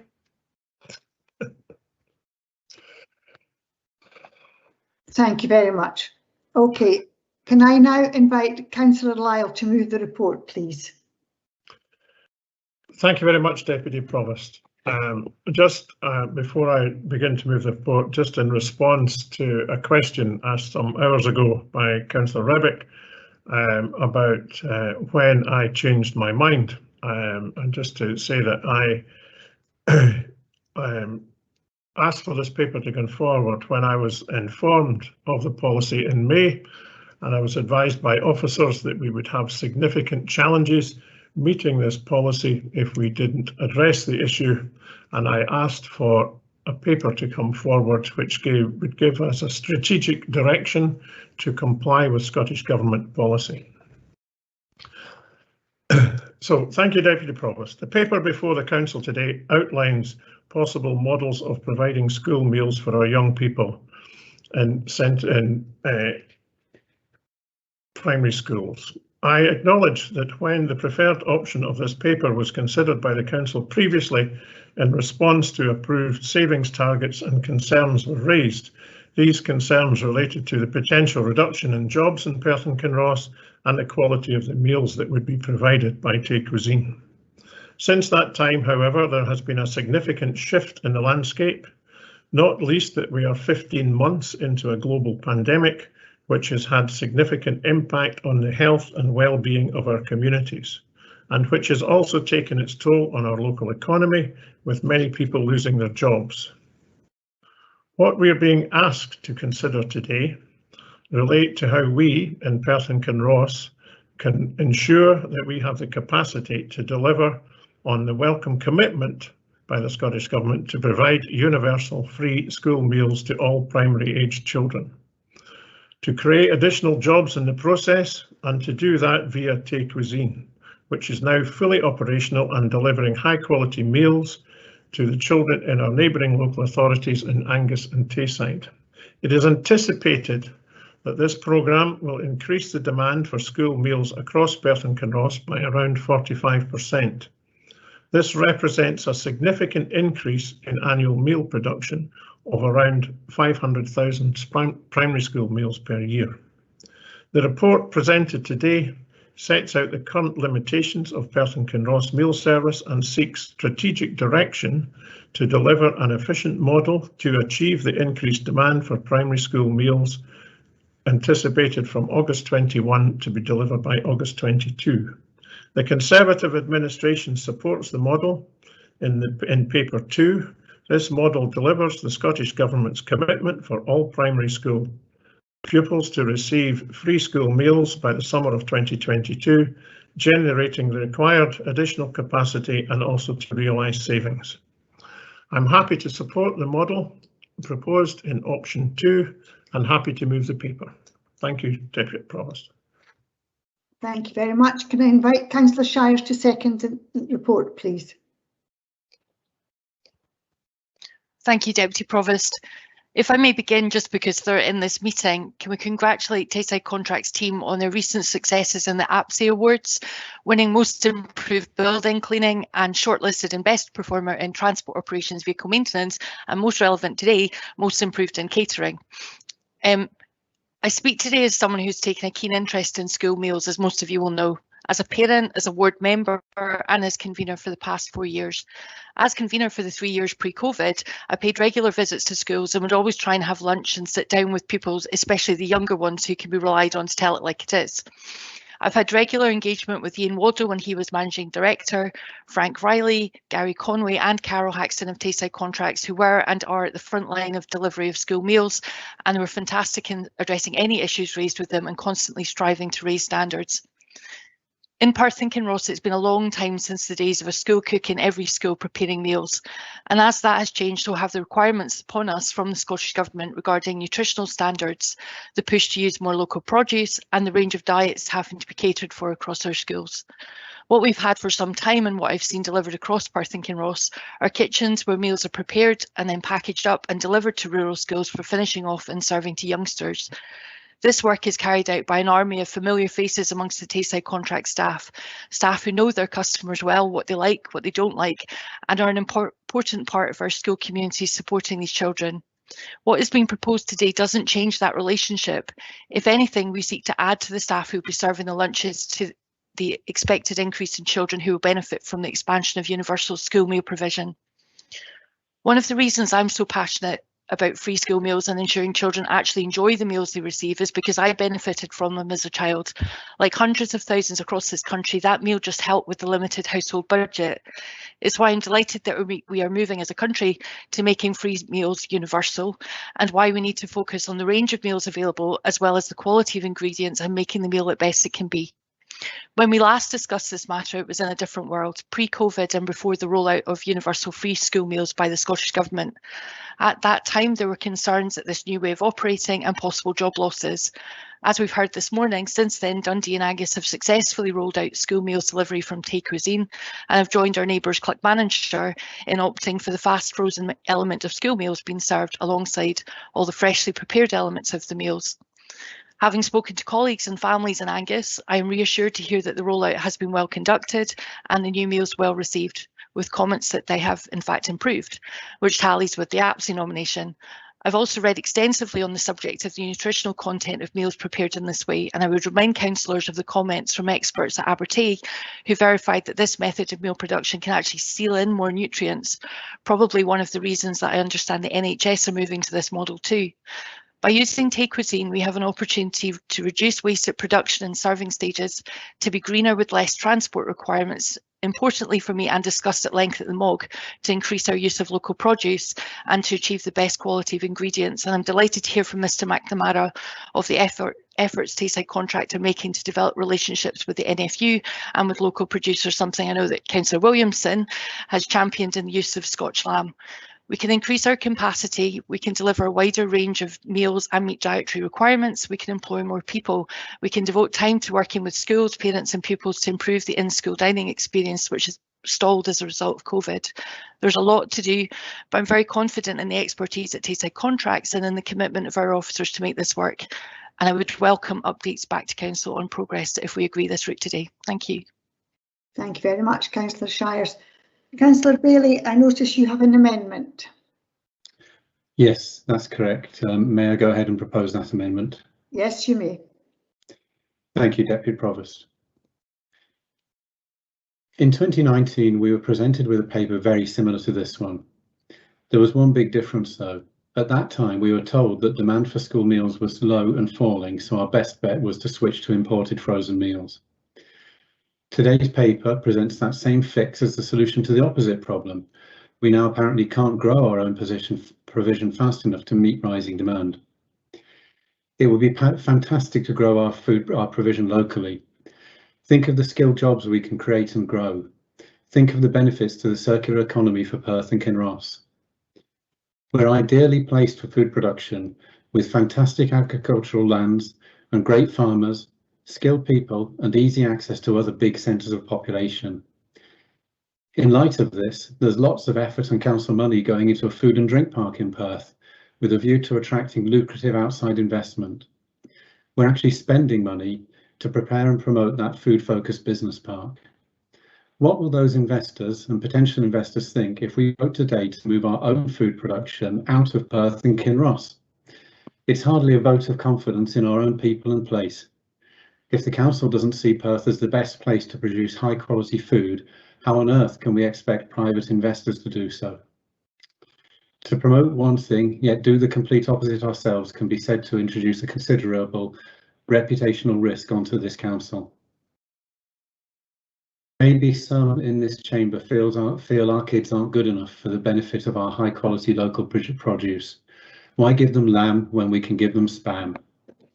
A great many people here in Perth and Kinross don't want kids fed meals produced remotely in a factory then reheated at their school. Some councillors here will tell you there's a silent majority who would rather take the cost saving. However, they do not know that because there's been no consultation on this change. The only empirical evidence we have is the 3,000 plus signatures on the petition from the proposal's last outing. We're told one of the benefits of the Take Cuisine model is standardised food quality. It's hardly aspirational stuff for a body that wants to encourage more uptake, is it? It's that lack of ambition that really gets me most about the motion before us today. We can and must do better for our kids. I'll let you in on a secret. I know the chefs in our schools become aware of individual children who are disadvantaged. They go out of their way to ensure that they get that wee extra bit on their plate where possible. They have time to care. By replacing these people, you remove that caregiving aspect. The term production kitchen makes these sound like mini factories in their own right. The truth of the matter is that these chefs know their children. The free school meal programme exists because for some of these kids, this is their only shot at a good meal, Let's work together to make it a good one. We already hear about declining uptake in our school meals. If we make further changes that undermine confidence in their provenance, how can we expect more people to want them? We bring a sizable reputational risk on ourselves if we determine that factory-made school meals are the best we can do for our kids. This motion is typical Tory stuff. They know the price of everything and the value of nothing. Parents and kids have told us they want locally produced meals. Let's respect that. And the text of my amendments in your mailboxes now. Thank you. Thank you. Have you got a seconder, Councillor Bailey? I do. Yes, he does. Thank you. Are you speaking to the amendment? Yes, please. I would like to second this amendment, and I second this amendment because Scottish Government policy for a universal delivery of free school meals to nursery and primary school children is to be welcomed. It's a good thing, and I'm delighted that that seems to be the general consensus of opinion across the chamber today. Sorry. It's a good thing for many reasons, none of which we need to go into today, but it is a good thing for many reasons. Like most transformational and worthwhile policies. Sorry, just a minute. Someone's trying to speak. Is there something wrong? I'm not seeing any chat apart from on my phone, so sorry. That's okay, Deputy Provost. Somebody trying to interrupt you or interrupt me, maybe. It wouldn't be the first time, I have to say, but that's another story. Sorry, Deputy Provost, can you hear me? Yes, I can now, yes. Apologies for interrupting you, Councillor Ribbick. That's okay. But whilst Councillor Bailey has emailed his amendment to elected members and staff in terms of the meeting process and the public and press watching the meeting, I think it'd be appropriate if Councillor Bailey formally read out the amendment in detail so that everyone's just really clear of what the amendment is. Thank you, Scott. Yes, happy to. Yeah, sorry, I thought you might have heard enough of my voice. So the amendments to item 6, delivery of universal free school meals, etc. Council agrees to 1. Note the current assessment of the service delivery models for the provision of universal free school meals for all primary pupils within the required timetables as laid out by the Scottish Government. 2. Adopt the option as set out in Model 1 as the most palatable option for residents of Perth and Kinross and their children. And 3, identify funding sources for doing so as part of the financial year 22-23 budget and note the availability of future Scottish Government contributions towards capital costs. Thank you. Thank you, Councillor Bailey. Councillor Ribbick, you're seconding this motion, this amendment. Yes, I am. Thank you very much. And like I was saying, it's a good thing, the Scottish Government policy for a universal delivery of free meals in nursery and across our primary school estate is a good thing. It's to be welcomed for many reasons, none of which I need to go into today. Like most transformational and worthwhile policies, it may well be challenging. I accept that, and in direct answer to some comment across the chamber today, I do accept that challenge and I do accept the risk involved in going down the route of option 1. I think it's more important that we get it right rather than just taking the simple solution here. And that's what I firmly believe. But it's also an opportunity as well as challenge. It's an opportunity for jobs, particularly in rural communities, particularly in our less well-off communities, and particularly for parents who may well have care and responsibilities for their children. And it's an opportunity to keep a skill set here in Perth and Kinross and not farm it out to Dundee. It's an opportunity to produce fresh meals with locally sourced ingredients by cooks who know their children, and we're able to be flexible to the needs of those children, as Councillor Bailey very eloquently pointed out in delivering his amendment. Weekly deliveries of frozen food from Dundee will not take advantage of these opportunities. I doubt very much whether they're compatible with the Perth and Kinross offer either, and they're certainly not wanted by the people of Perth and Kinross. So I will be supporting Councillor Bailey's amendment. Thank you. Thank you very much. Now I'll open up for comments. This is where it's going to be quite difficult for me because I'm not seeing anything in my chat box, so this will be challenging. So if anyone's got a comment to make, will they please just Deputy Provost, I wonder if Scott could help you with that then. Because I'm seeing nothing. Deputy Provost, we have a point of order from Councillor Forbes. Councillor Forbes, thank you, Lisa. It's very brief. It requires a brief answer, probably from Lisa. I'm wondering if this amendment is competent, because it seems to me that the cost or the way to solve this financially is just to kick it down the road to our next budget meeting. But if I remember correctly, there were things that had to be done in August of this year, and I wonder if that makes the amendment incompetent. The amendment is technically competent, but as I've previously advised in the course, clearly comes with a risk of an inability to deliver on the national policy and the associated risks that flow from that.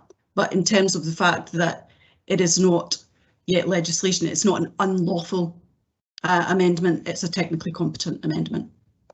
Thank you. Thank you. Well, in my phone chat, I see no one wishing to make a comment. Is that correct? Councillor Lane, now we're getting to fire up. Councillor Lane. Sorry, Deputy Provost, I haven't actually put in for comment yet, but I will make one later, but well, certainly not pressed the button. Well, this could be from much earlier. No? Okay. You were first, right? Deputy Provost, if it would assist you, I can give you the order. Councillor Liz Barrett is the first for a comment. Thank you, Deputy Provost, and thank you, Lisa, for helping out. First, I'd like to thank Sheena and Stuart and Keith and all of their teams for all the work that they've done on this at very short notice, and their responses to so many questions. I'd just like to say that I'm supporting the motion option 2 for strategic direction as the most effective, lowest cost and most sustainable solution to the challenges presented by this very welcome rollout of free school meals throughout our primary schools to those who want them. I'm satisfied that the combination of frozen and fresh food will be of a standard that I would have been happy to have fed to our own boys when they were at primary school. I also welcome that there will be opportunities for more meal choices to appeal to more children, and that more local food suppliers will be able to get involved and reduce the food miles in both directions. Option 2 is the only option showing green in the table on section 6.7 for sustainability. The climate emergency is real and is very important to me, and I believe the best thing we can do for our children is to move to zero carbon wherever we have those options, and I would urge everyone to please support option 2. Thank you. Thank you very much. Councillor Wilson. Yeah. Thanks, Deputy Provost. I will be supporting the motion strongly.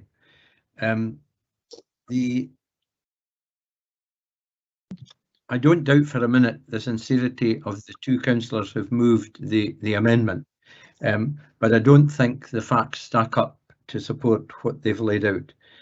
The reason for doing this, of course, is quite clear.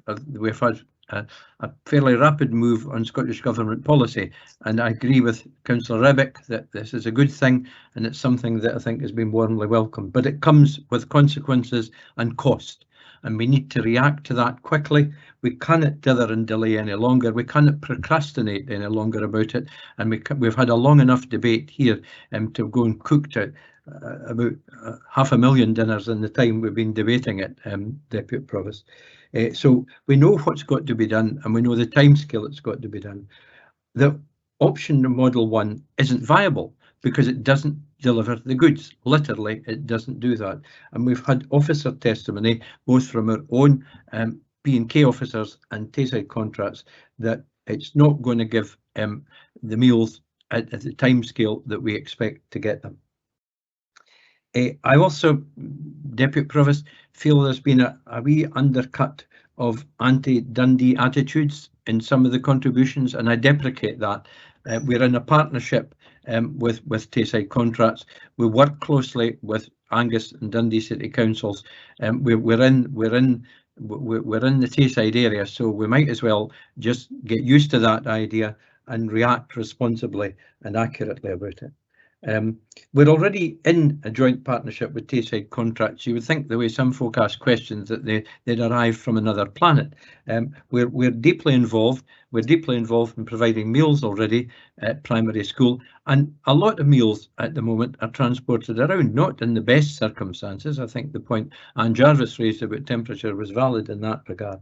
So we will have a streamlined version that is going to give local producers a much better chance of being able to supply to one central point in Tayside, and then Tayside Contracts will have the job of distributing the vegetables and other fresh produce. I think some folk have forgotten the trial tasting. I stood beside some of my colleagues here today, and we couldn't tell the difference between something that had been freshly cooked and something that had been frozen.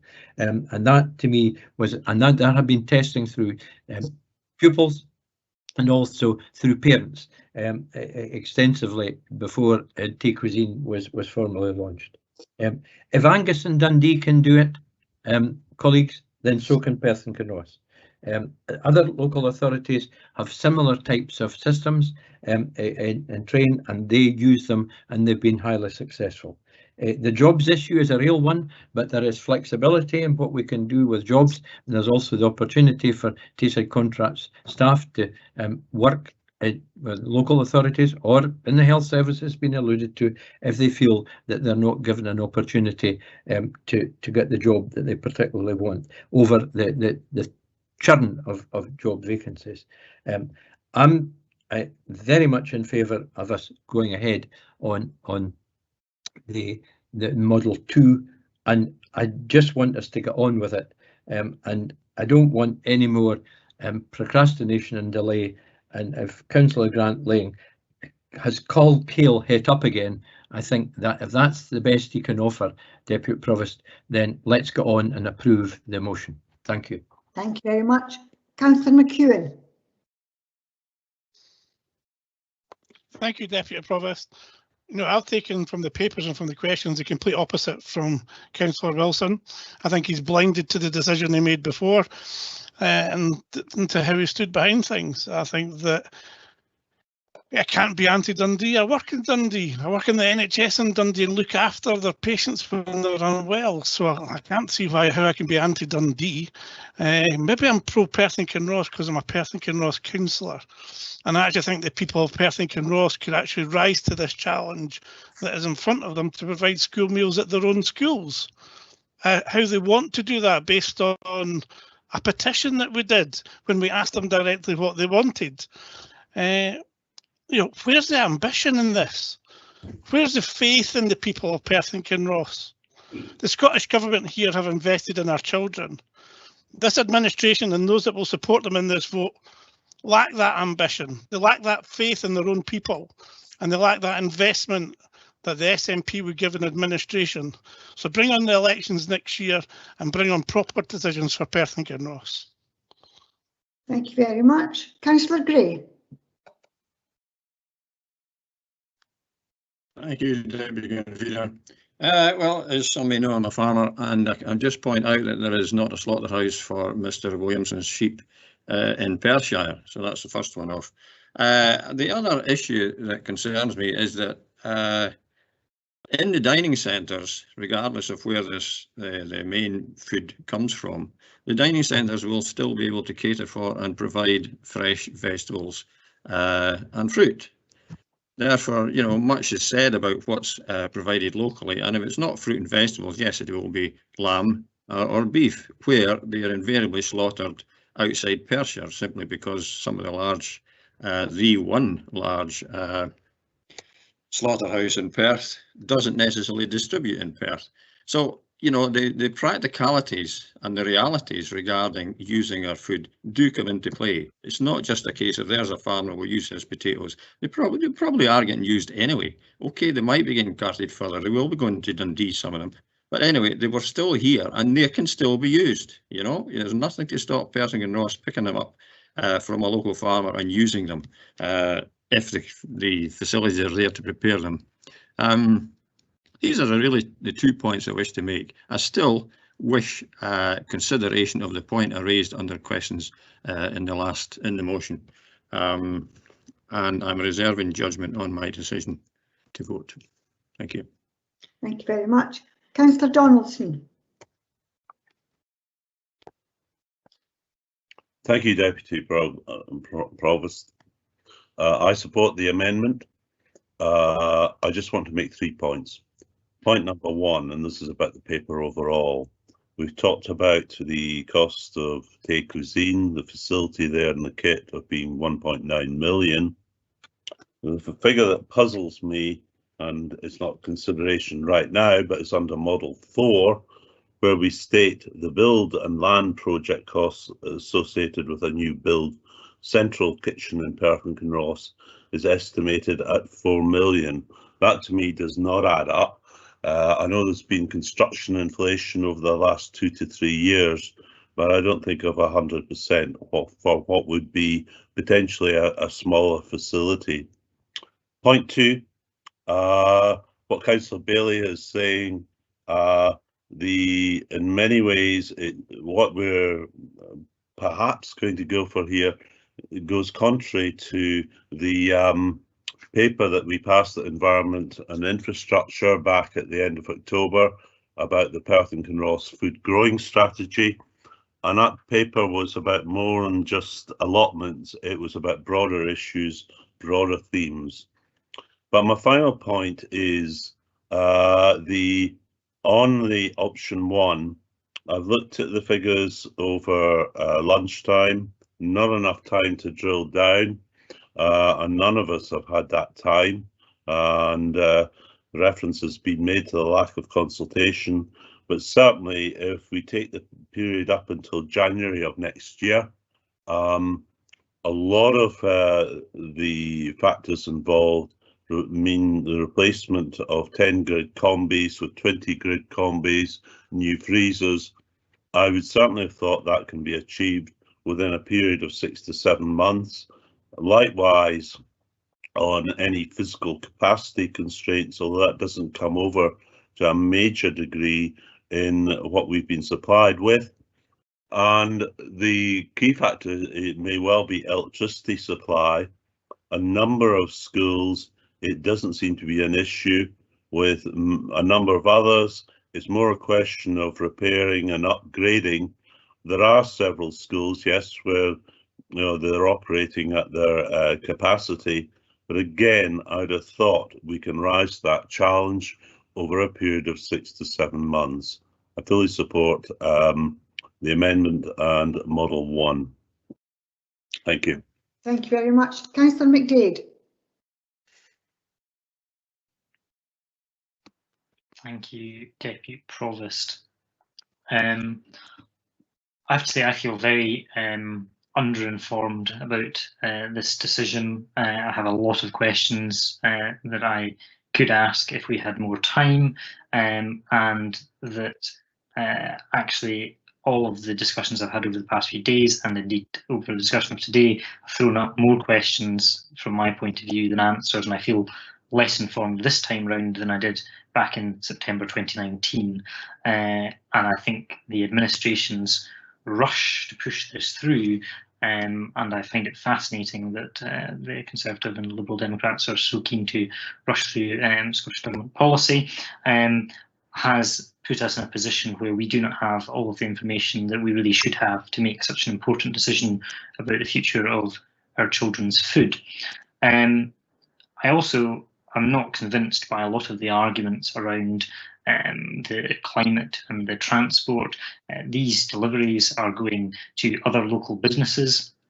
The brakes van will go around all the various other businesses in the town or villages that they're going to, and those will not stop. However, we are adding new vehicles onto the road, but it might reduce the frequency for those other local businesses, and that will have a negative economic impact for small businesses in these communities as well. It is not just an isolated decision. I think that a lot of this comes down to what is really what Councillor Bailey said around the cost of everything, the value of nothing. This is about having family-friendly jobs in our communities. It is about trusting our people to create and innovate in a way that outsourcing doesn't. Outsourcing is an easy option, and it always has been an easy option for everything. What is the more difficult, but generally the more rewarding option, is to resolve these things and to, as I say, create and innovate ourselves and trust our people to do that. And investing in our communities, investing in our schools, I don't see why that's a bad thing, to invest in our schools and to increase our production in our local schools, reopen some of the dining centres as production kitchens so that we're cooking on site and accessing more local supply chains. One thing I know that from my own business is that our suppliers, after they have dropped off their deliveries to businesses, then go and pick up from local producers to take back to the distribution centre. These journeys are not wasted journeys. They're using local suppliers. So I'm really unconvinced about a lot of the arguments that have been put forward on this, and I'm really quite concerned around our ability to get out of this if we want to at a later stage, if there's a change of policy, as soon as 10 months. So we were 10 months from an election and being tied in potentially. I really would like to have heard a more cast iron guarantee that we will have exit abilities out of this. So I am fully supportive of the amendment. I really think we should be investing in our communities, trusting our communities, and allowing the people who know our children best to make the best decisions for them and actually tailor the menus more. Curriculum for Excellence was all about ensuring that every child, getting it right for every child, and that we could be more unique. Well, we don't have to have the same menu in every school, and we can do different things, and we could put more and more trust in the people in our schools to make the decisions to use the apples in the garden at Logie Rate Primary School, for example, to create things there. So I really think that this is a short-sighted decision to try and save some money, and actually I think that we could look at more innovative ways to save money, and I will be voting for the amendment accordingly. Thank you very much. Councillor Lane. Thank you, Deputy Provost. And yes, I quite like kale, whether it's cold or reheated or and all other vegetables. I don't want to pick on one or the other. So I kind of agree with Councillor McEwen's statement about Councillor Wilson's take on it, that anybody who's against this is against Dundee in any shape or form. And I am pro Perth and Kinross, and I will be mandated by what the people of Perth and Kinross think, and we'll always try and support them. The only evidence I've got of what the people out there think about this proposal was from the last time when we had a petition of 3,000 signatures. I didn't have many who took a contrary view to that. I hope that a year from now, after the next election, with this as a manifesto, part of our manifesto, the people of Perth and Kinross will have the choice of what they want. And hopefully we'll be back looking at this next June. So I find the paper itself very thin on facts. While I accept officers' opinion, professional opinion, I still like to see it backed up factually. I've heard a lot today about what may happen and what would happen in people's opinions, but when the papers, the full facts come out, they don't seem to totally back up what the depth of the problem we're facing. So I will be definitely supporting the amendment, and we will just see where we go from there. I just hope we're not tied in for too long. Thank you. Thank you very much. Councillor Peter Barrett. Thanks very much, Deputy Provost. I would like to say that I agree with the remarks by John Rebick that the universal provision of free school meals is a good thing, and tackling child poverty and hunger are good things, and I think there was broad party support for that. The Scottish Parliament elections, if not all party support, so I'm glad that there is some common ground in the chamber today. Back in September 2019, the then leader of the SNP group, Councillor Dugan, demanded that a mantra of continuous improvement to any school meals model of provision be applied. I thought mantra was a strange choice of words at the time, and thought perhaps he'd maybe not chosen his words carefully, but I think Councillor Dugan always chose his words carefully, and the advantage of a mantra is that it doesn't actually involve reconsidering your position when circumstances change dramatically, and only involves chanting support for an unsustainable, unfunded alternative. But Provost, if the SNP's proposals were unsustainable back in 2019, then Labour's today are completely reckless, as the council must gear up to provide an additional 500,000 school meals. And that requires more than a mantra, Deputy Provost. It requires a mission. And my mission is to ensure that Perth and Kinross children get the nutritious meals to which they are entitled, and they get them at the time that they're entitled to those meals, and not to play politics when the prices to pay for that is child poverty and hunger. My mission is not to put our children into jeopardy, nor to bring this council into disrepute in an entirely avoidable and unnecessary fashion. It is clear that strategic direction is urgently required. A decision has to be made, something sadly the SNP want to shy away from, and that decision has to be in favour of option 2, and I support the motion. Thank you. Thank you very much. Councillor Parrott. Thank you very much, Deputy Provost. My mission is the same as Councillor Peter Barrett's, but unfortunately this was an opportunity to seize the initiative of something put upon us at short notice. I accept the time constraints, but we could have seized the initiative to do something really good for Perth and Kinross, instead of simply taking it as an, if you like, the opportunity to do the same as Angus and Dundee. Thank you. Thank you. Councillor Duff. Thank you, Deputy Provost. All local authorities across Scotland are faced with this challenge of delivering the provision of these school meals, which are free to all primary school children at the point of delivery. That challenge will require Perth and Kinross Council to supply at least 500,000 additional meals per annum, and if my calculations are correct, possibly as many as 900,000 additional meals if the take-up goes anywhere near the 100% mark. In terms of delivering the necessary capacity in time, that time is not by August 2022, when the full rollout of the programme is scheduled, but really by the end of this year, when we would exceed the existing capacity of our current setup when primary 5 meals commence. The amendment proposed will not meet that timescale and will be a significant risk to this council and to the provision of school meals to our children. I welcome confirmation of the positive views from the children in relation to the Tay Cuisine model, which cooks meals fresh from scratch using good quality, locally sourced ingredients, ensuring that meals are nutritious and healthy, and that the cook-freeze process locks in these nutrients until such times as the meals are prepared and served to the children.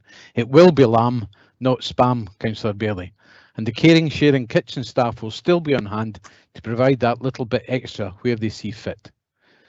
There will be a significant number of additional new family-friendly jobs across Perth and Kinross created, and the paper lists a large number of benefits which would be part of the Tay Cuisine offer in terms of food quality, food safety, varied menu choice, special diet compliance, reduced waste, nutritional quality, energy saving, etc., etc.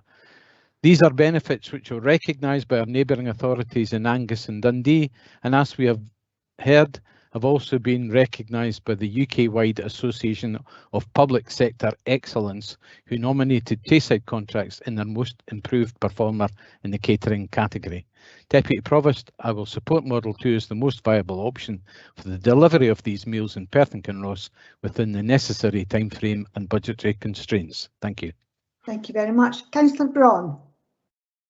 Thank you, Deputy Provost. Firstly, I would like to follow on from colleagues Councillor Barrett and Councillor Rebeck in saying that the important part of this, I think, which didn't get much of a mention, was that we all support the concept of universal free school meals. I think that's a very important part to be said, and I agree with both of them.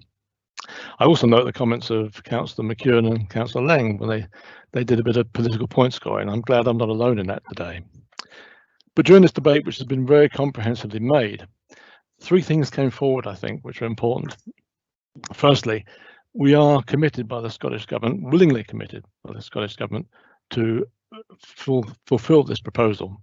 And I think above all else, it would be an embarrassment for us if we were unable to do so because we have chosen the wrong option.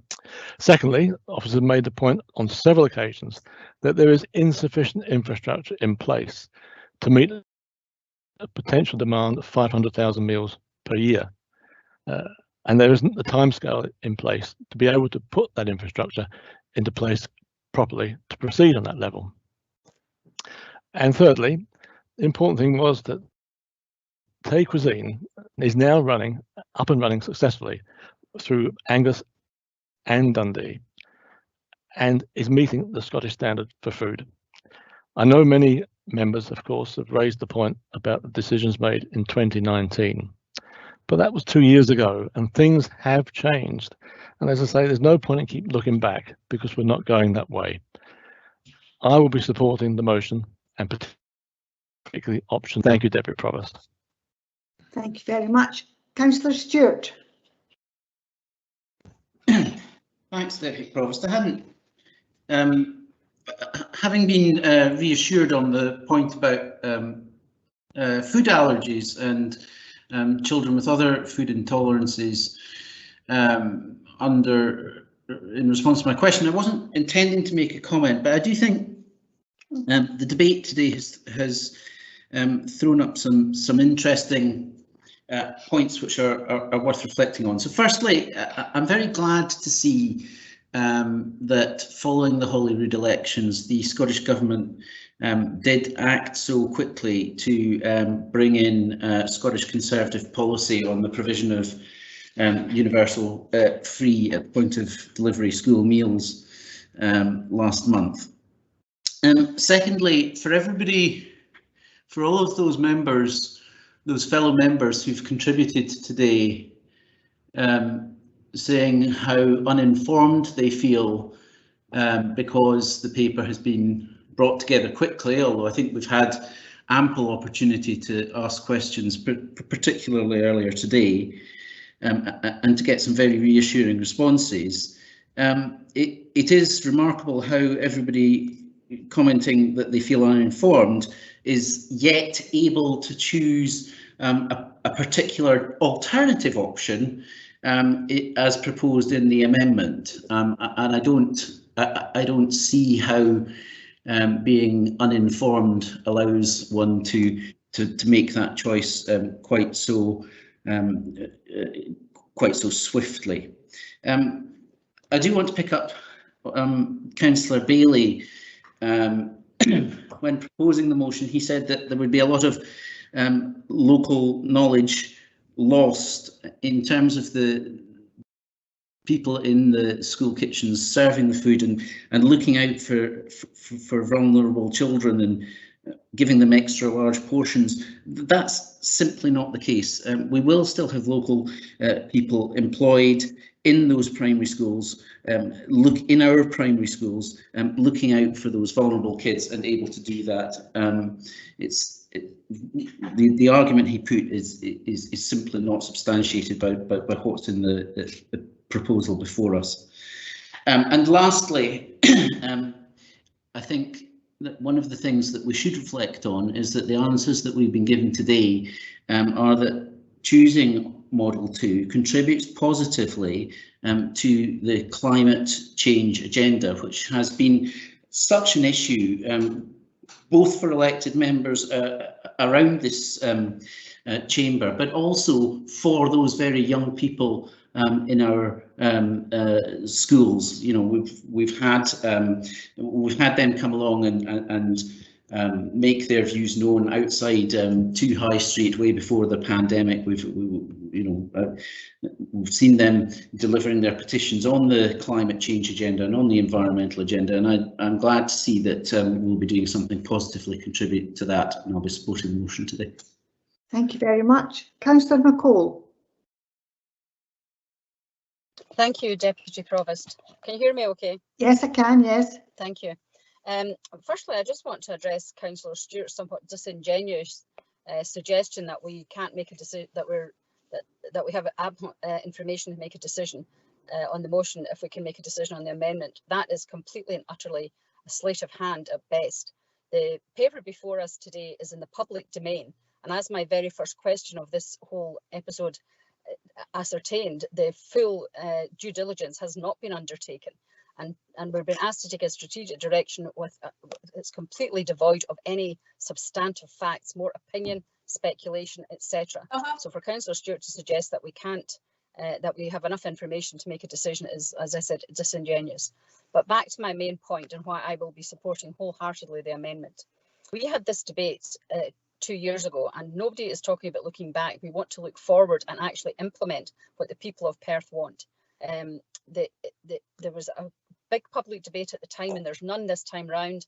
Council officers, I think, have, well, mainly the administration has been at fault here, because when they want to and when they need to, they can quickly call emergency and special council meetings to discuss something, but they've chosen not to do that in this case. They could easily have done that between the end, after the election in May. That's 6 weeks at least, or 7 weeks since that was called. So this paper, in my view, has been brought forward. It's devoid of information that can give us the opportunity to do an informed choice. It is devoid of any merit. It had no merit before, and it has no merit now. And given the information that we were provided with during the lunch recess, it's clear that, in fact, a lot of the issues are around the infrastructure of the schools and not necessarily the kitchens themselves, particularly around electrical supply, which would exist anyway. So I will wholeheartedly support the amendment. I think this paper is folly, and is the administration trying to look backwards, still smarting over the fact that they weren't able to get their own way 2 years ago, despite the wishes of the residents and citizens of Perth and Kinross. Thank you. Thank you very much. And before asking Councillor Lyle to sum up, the final point from Councillor Forbes. Thanks, Deputy Provost. I should say I think Councillor Drysdale has a request for a comment just after me. You maybe can't see it. Oh, but, sorry, that hasn't I'll reached yet. Sorry. Everything's going slow today, including ourselves, I think.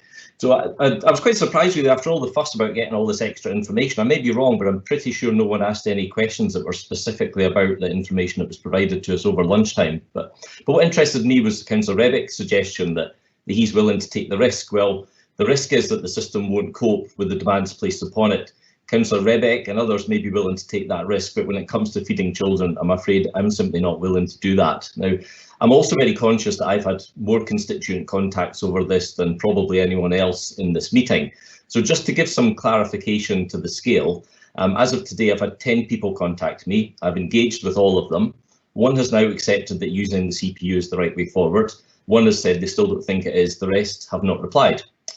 Over and above that, an additional constituent contacted me to say that this was the right thing to do. And this was the only contact I've had from a constituent who is also a qualified dietitian. She pointed out, as Councillor Shires referred to earlier, that the NHS are moving towards that model. And I have to say, I wasn't aware that Councillor McEwen was an NHS employee, so he perhaps knows a bit more about this than I do. But to me, Deputy Provost, this is all about perception. There's nothing to tell us that frozen food is less nutritious than non-frozen food. And in fact, the research that we've all seen from Aberdeen University would suggest the opposite to that.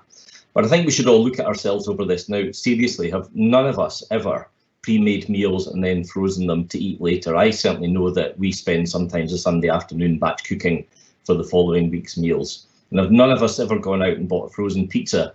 Have none of us bought a lovely frozen meal from one of Perth's success stories, Praveen Kumar? I would recommend them because they are absolutely delicious.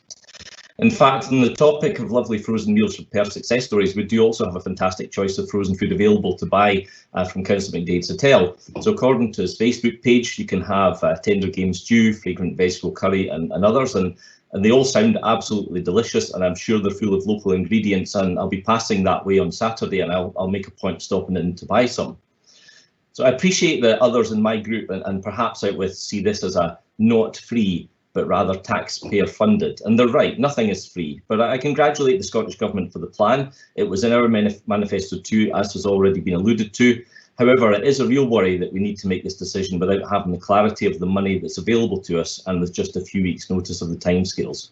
So I'd say let's accept the fact that we need to deal with the issue of anticipated increase in school meals. Let's accept the fact that other local authorities round about us have already tried it with great success, and let's join them. Thank you, Deputy Provost. Thank you very much. Before I ask Councillor Drysdale, I see Councillor Stewart. Is it a point of clarification about something, Councillor Stewart? Yes. Apologies, Deputy Provost, for needing to come back, but Councillor McCall accused me of being disingenuous for saying that she had, you know, enough information, not enough information in one respect, but then enough information in another respect to vote for a particular model. She's not proposing to defer it. She's not proposing to defer the decision today in order to acquire more information. If she's not doing that, the point is conceded that the decision needs to be taken now and that there is therefore enough information. So I really think she should consider that her language about me being disingenuous on that point. Point noted. I will leave it up to Councillor McCall to decide what she wishes to do. Okay, Councillor Drysdale. Thank you, Deputy Provost. First of all, just to respond to Councillor Forbes' point about frozen meals, this isn't primarily about frozen meals. This is about the ambition of Perth and Kinross. We are all elected members for Perth and Kinross, and we should be looking to demonstrate our support for what this area can do for itself, and not look to farm out to neighbouring local authority areas. And I have nothing against Dundee, as everybody knows. I also work in Dundee. The options appraisal that we have been presented with today does not, in my opinion, look at all properly at the alternatives to the CPU. It is rather, in that way, rather like the ill-fated options appraisal in 2018 on mental health services, the fallout from which is still with us 3 years later. We have failed to embrace the opportunity to preserve jobs in a global pandemic when there are so many job losses around us. And we are also failing to look to create new jobs in Perth and Kinross. This, to me, shows a complete lack of ambition for Perth and Kinross by this Conservative administration.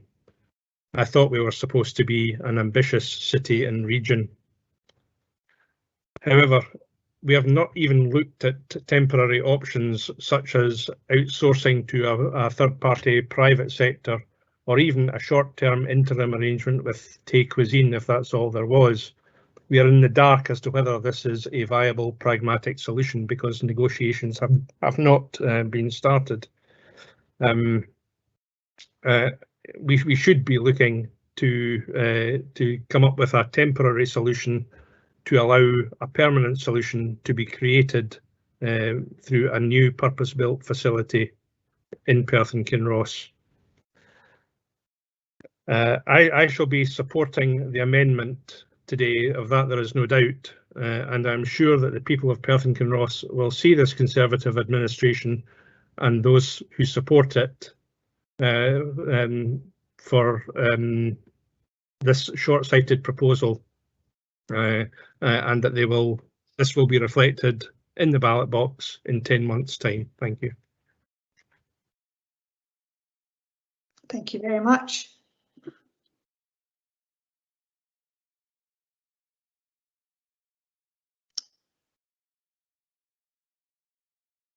Councillor McDade, I'm not going to start a discussion between you and Councillor Forbes. I think points have been made in the debate, so let's just, as if that's what it's going to be about. I would rather not, if you don't mind. Well, I think Councillor Forbes has personally named me, so I think I deserve a right to respond to that. It really is irrelevant to the paper, so I think we'll just let's leave it at that. Thank you. We've had quite a long session discussing this paper, and I would now like to invite Councillor Lyle to sum up, please. Councillor Lyle.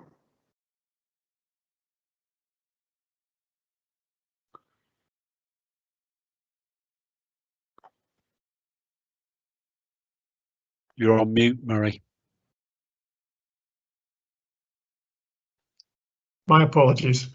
I'd just like to take this opportunity, firstly, to thank officers and members of the staff and Tayside Contracts for their contributions and their answers to the questions from elected members today. We've had a fulsome debate, and I really, there's far too many points to go into. I will steer away from the political comments, and the only one comment I would make is that given that others mentioned Councillor Duggan, I haven't heard anything, him say anything against Tay cuisine since he moved to Angus, but that's maybe because he hasn't spoken to me. As far as the Councillor Drysdale's comments about redundancies, etc., all the options there before us today create jobs, and my understanding is that they all create around about 60 jobs, which is good for Perth and Kinross, irrespective of the options taken. I would note earlier from Keith McNamara's answer that Tayside Contracts currently use a significant amount of local produce produced in Angus and Perth and Kinross, and I think the number was round about 50% if you took all aspects into consideration. And I very much welcome the work that they've begun with the Soil Association to increase that percentage. I would just finally say that because I think enough has been said, option 2 is the only option that delivers the Scottish Government policy on time and that minimises the risk, and I would ask everyone to support the motion. Thank you very much. I'd like to thank all members for the questions, as I said earlier, and all members of Council and Tayside Contracts for answers and all the comments. Now can we move to the vote, please? Thank you, Deputy Provost. Members, we're dealing with items strategic direction for the delivery of universal free primary school meals, including breakfasts in Perth and Kinross by August 2022, and a report by the Executive Director of Education and Children's Services. We have a motion by Councillor Lyle, seconded by Councillor Shires, to agree the recommendations set out in the report, and namely option 2 within the report. We have an amendment by Councillor Bailey, seconded by Councillor Rebeck, to note the current assessment of the service delivery models for the provision of universal free school meals for all primary school pupils within the required timetables as laid out by the Scottish Government, to adopt the option as set out in Model 1 in the report as the most palatable option for residents of Perth and Kinross and their children, and thirdly, to identify funding sources for doing so as part of the 2022-23 budget, and to note the availability of future Scottish Government contributions towards capital costs. Before passing to my colleague Kirsten to take the roll call vote, I believe Councillor Forbes may have an issue with being in the meeting and able to vote. Can we just clarify that? Thanks, Scott. I'm actually kicked out the meeting, but I'm now back in. Thank you. Okay. Thank you, Kirsten. If you can now take the roll call vote, thanks. Thank you. Councillors, when I call out your name, if you could please let me know if you're voting for the motion or amendment which has been summarised by Scott. I would also like to note that Councillors Ahern and Illingworth will not be participating in the vote. So Councillor Bailey. Amendment. Councillor Baird. Motion. Councillor Barnacle. Motion. Councillor Liz Barrett. Motion. Councillor Peter Barrett. Motion. Councillor Braun. Motion. Councillor Brock. Amendment. Councillor Audrey Coates. Motion. Councillor Donaldson. Amendment. Councillor Drysdale. Amendment. Councillor Duff. Motion. Councillor Forbes. Motion. Councillor Gray. Amendment. Councillor James. Motion. Councillor Jarvis. Motion. Councillor Lane. Amendment. Councillor Lyle. Motion. Councillor Massey. Amendment. Councillor McCall. Motion. Councillor McCall. Amendment. Councillor McDade. Amendment. Councillor McEwen. Amendment. Provost. Motion. Councillor Parrott. Amendment. Councillor Pover. Amendment. Councillor Purvis. Motion. Councillor Rebick.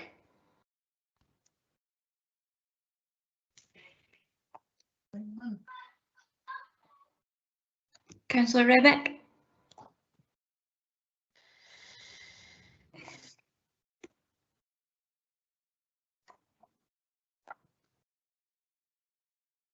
I think he might have dropped out. Hopefully he can I rejoin. can see him on screen. If you can hear me, Councillor Rebick, oh, thank you. Amendment. Councillor Reid. Motion. Councillor Robertson. Motion. Councillor Sarwar. Amendment. Councillor Shires. Motion. Councillor Simpson. Motion. Councillor Smith. Motion. Councillor Stewart. Motion. Councillor Waters. Amendment. Councillor Williamson. Amendment. And Councillor Wilson. Motion. Thank you. Deputy Provost, if you don't mind if I just check with Scott, I have 21 votes for the motion and 16 for the amendment. Yep, I agree. Thank you. The motion carries. Thank you all very much. Now, I think in fairness to us all, we should probably have a 5-minute comfort break before we move to the next item on the agenda, which is item 7. So it's 16:08 in my paper. So if we say it's 16:15, we will return. It's slightly more than 5 minutes. 7-minute break. Okay, thank you.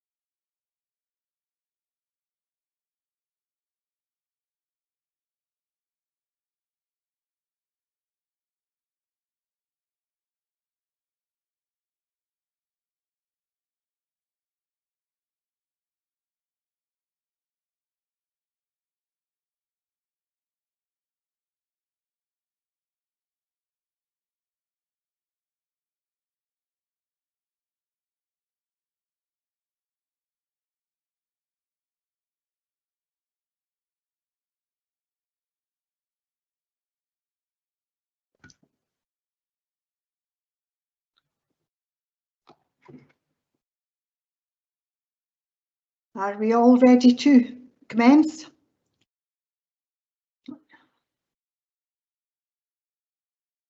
Yep. It's difficult to know if everyone is actually back, but I'm just presume so. I'm back. Definitely here. Yeah. Good. Okay, we now move on to item 7, the revised standing orders. So I will invite Lisa Simpson, Head of Legal and Governance, to introduce the report.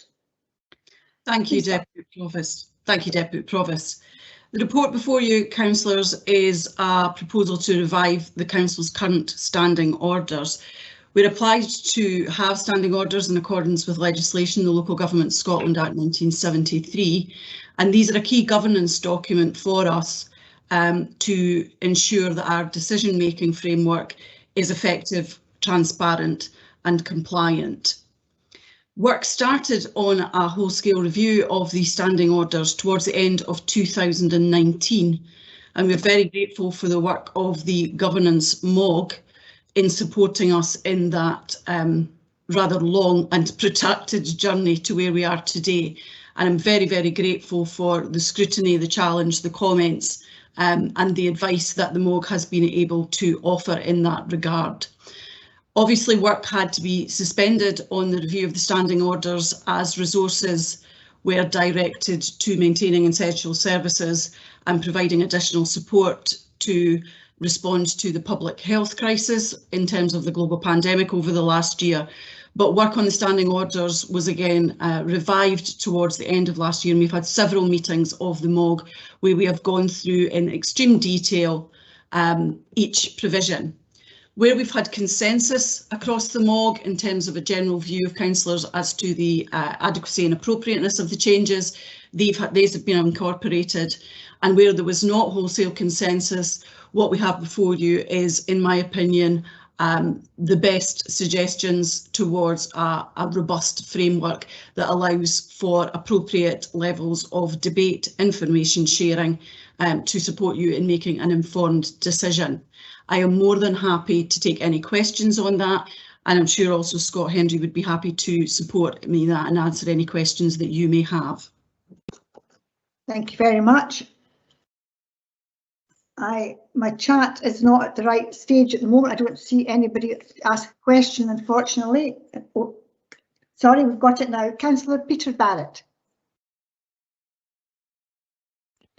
Thanks, Deputy Provost. I had a question in relation to paragraph 26.3 regarding motions that any councillor, including the convener, who believes that another member is behaving or has behaved improperly or offensively or is deliberately obstructing the business may move any of the following, and it then lists 3 sanctions. What protections are there that this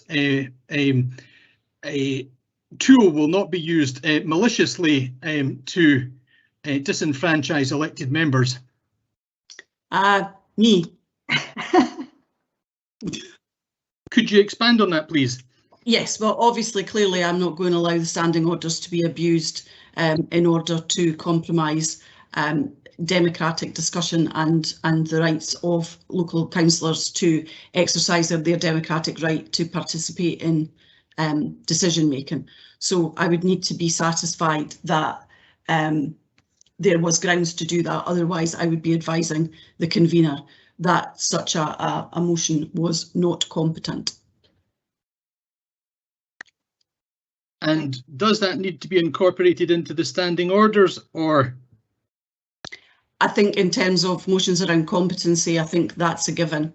But okay. I'm more that if people are happy to take that on board as a minor clarification, I'm more than happy to explicitly weave that in to that particular. But that would be the safeguard. The safeguard would be me or my representative. Thanks very much, Lisa. Thank you.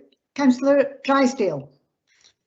Thank you, Deputy Provost, and thanks, Lisa, for your report. I've got a mix of comments and questions, if you like, some of which are slightly minor, but nevertheless there are 5 issues that I wanted to discuss with your permission very briefly.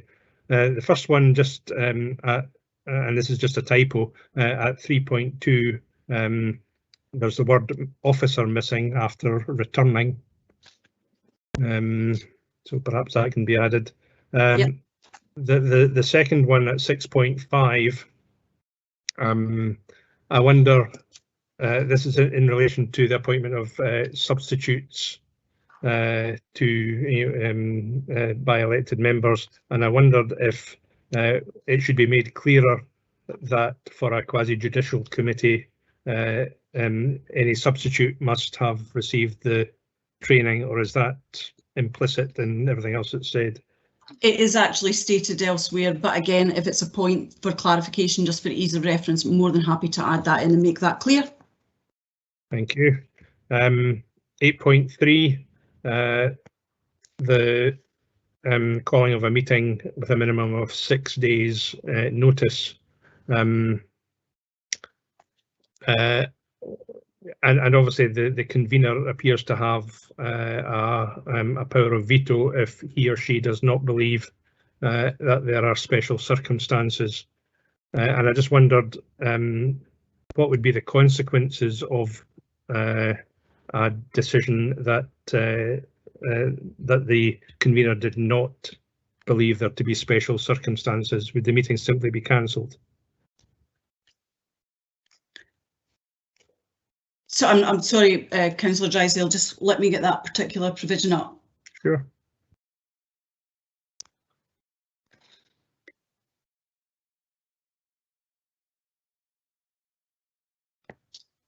Yeah, I mean, I think that what we're saying is in ordinary course of business, we would be giving a minimum of 6 days. We would be given 6 days notice, and obviously, if we needed to call something at shorter notice, then that would be done in consultation with the convener. And if they weren't prepared to accept that there was special circumstances, then we would simply need to push that date out. Okay, thanks. At 17.3. There is reference made for a motion to suspend standing orders in accordance with 2.6 above, but it's actually 2.8 now. Thank you. And finally, at 19.3, where you could probably have taken an hour off today's debate with the proposal that to limit discussions to 3 minutes rather than 5, and that is the proposal in this paper. However, in the at 4.8 of the virtual meeting protocol, it's still 5 minutes. If these standing orders are accepted, then I will do the necessary housekeeping around the virtual protocol before that's published. Okay, thank you. Thank you. Thank you very much. Now, I don't see anyone else asking a question, but that would just be my phone is not even working now. So anybody else got a question? Deputy Provost, I tried to table the question, but I think my meeting chat is not visible to you. No, mine is not visible, no, at all. Nobody's is visible at the moment. Yeah. Thank you.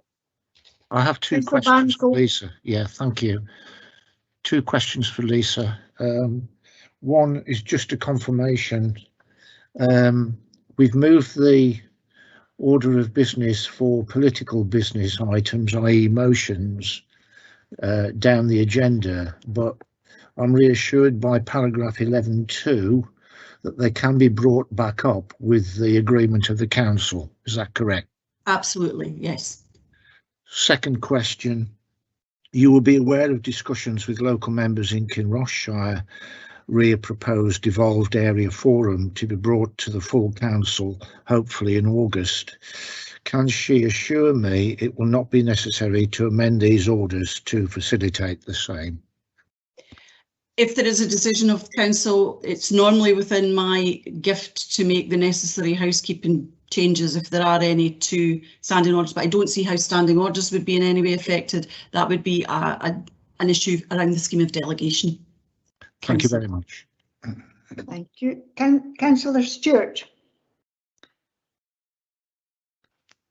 Thanks, Deputy Provost. I may have two questions, but I'll ask the first one The index of the revised standing orders mentions a protocol for petitions to follow. I may have missed it, but I don't recall seeing that. No, that's still being finalised, Councillor Stewart, and we will bring that back to the first meeting after Council for agreement. Okay, thank you. And Councillor Stewart, did you have a second question? I can probably deal with that offline, actually. Thanks, Deputy Provost. Thank you. I don't see anyone else wishing to ask a question, but I'm willing to be corrected again. I can't see anything in the chat, Deputy Provost. Okay, if there are no further questions on this, I will invite Councillor Lyle to move the report, please.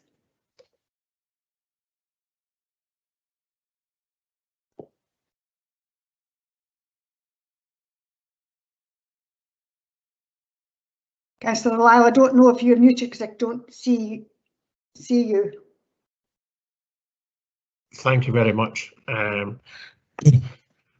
am aware that there is an amendment coming in, but at this moment I propose to move the report as stands, and then it may be an opportunity for us thereafter to discuss the amendment. Deputy Provost, our standing orders are related to governance documents and they're the key to sound decision-making processes that we have in place in this council. As part of good governance, it is right and proper that we as a council review our standing orders from time to time to ensure that they are fit for purpose and take account of any legislative requirements or fresh legal advice from the Head of Legal and Governance Services. I'm grateful to the staff who've been involved in this review. I'm also very grateful to the elected members who have spent considerable time in the Member Officer Working Group examining the proposals and exhausting themselves in discussions of detail. I am pleased that through these discussions consensus has been reached in a number of areas on how standing orders should be revised to enhance the flow, debate and decision making of our council committee meetings. As we are all aware, more recently during the pandemic, the council has had to conduct its business via online and virtual meetings, and I am grateful for the staff, and particularly in the IT department and democratic services, who have risen to the challenge to making this work in extremely difficult circumstances. The review of standing orders and accompanying virtual meetings protocol will assist all elected members and staff as we continue to conduct our business virtually, and will be used as a platform for the council as we continue to investigate options towards hybrid meetings later in the year. I am also pleased that training sessions have been arranged for conveners, vice conveners and all elected members on the changes that we are making to standing orders, and my proposal is that these changes come into effect at the end of the summer recess following these sessions and in time for the next cycle of committee meetings. Deputy Provost, I'm happy to remove the report. Thank you very much. Councillor Duff, can I invite you to second the report, please? Thank you, Deputy Provost. As convener of the Governance MOG, I can confirm that the revised standing orders which are before us today came out of many hours of debate and discussion amongst the 9-member group. Some might say torturous hours of debate and discussion, but suffice it to say that there wasn't unanimity on every matter contained within standing orders, but the revised version accurately reflects the discussion and the general consensus arrived at amongst the MOG. I think it's important to remind members that our standing orders aren't cast in stone. It is a living document, and if there is something which plainly isn't working, it can be changed in future. I'd like to thank my Vice Chair, Councillor Parrott, and the members of the MOG for their considerable efforts and good humour in arriving at this point, and commend this revised version of standing orders to Council. Thank you. Thank you very much. Councillor McDaid, I believe you have an amendment.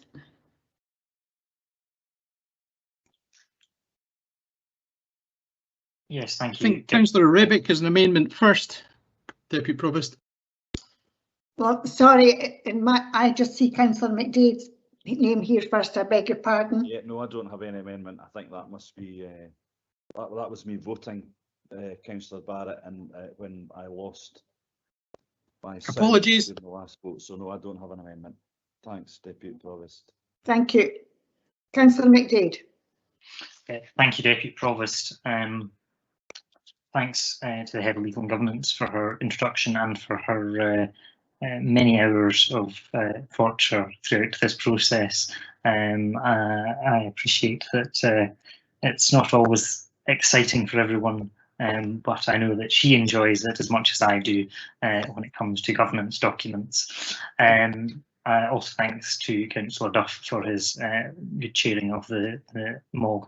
However, as Councillor Duff did say, there were certain items that were not unanimous, and indeed there were points where we just had to move on because we could not reach an agreement on, and I have a amendment which officers I think are now putting on the screen, and which I will read out, that addresses a few items that I would like to see remain as they currently are within the current standing orders.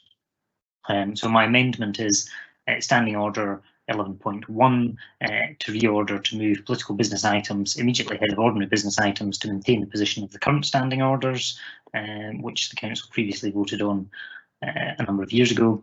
Standing Order 16.2.3 to delete that, Standing Order 18.4 to delete that, and Standing Order 19.3 to replace with, subject to the provisions below, no councillor may speak for more than 5 minutes in the discussion except with the permission of the convener, which is the current provision. So these are all just current provisions in the standing orders and maintaining them. The final part is to delegate any minor changes to numbering or wording as a result of this amendment to the Head of Legal and Governance for formatting of the final document. So I'm quite happy to move that, and don't want to prolong the day any longer for members.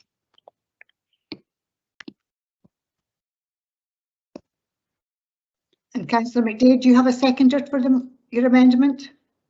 Yes, Deputy Provost, I'm happy to formally second the amendment. I think especially when we have something as important as today, where we've had no prior chance to discuss something, I think it would be unfair to limit elected members from any group at any time to only 3 minutes. So today is borne out why I can really support that part of the paper now, of the amendment. Thank you.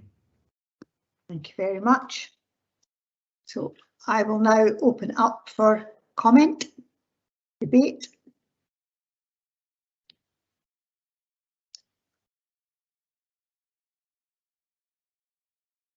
Councillor Bailey. Thank you, Deputy Provost. I'll keep it very short and sweet. As I said last time that we faced this similar proposal to move motions or political items of business, they're now branded, to the end of agendas. I still oppose it. I still think that those motions are useful for smaller political groups, such as mine is at the present time, to be able to get items of business onto the agenda. And it's far, far preferable if we can cover those while everyone is fresh and while members of press and public are still in the gallery. Thank you very much. Thank you very much. If anyone else wishes to make a comment. Yeah. Sorry, Councillor.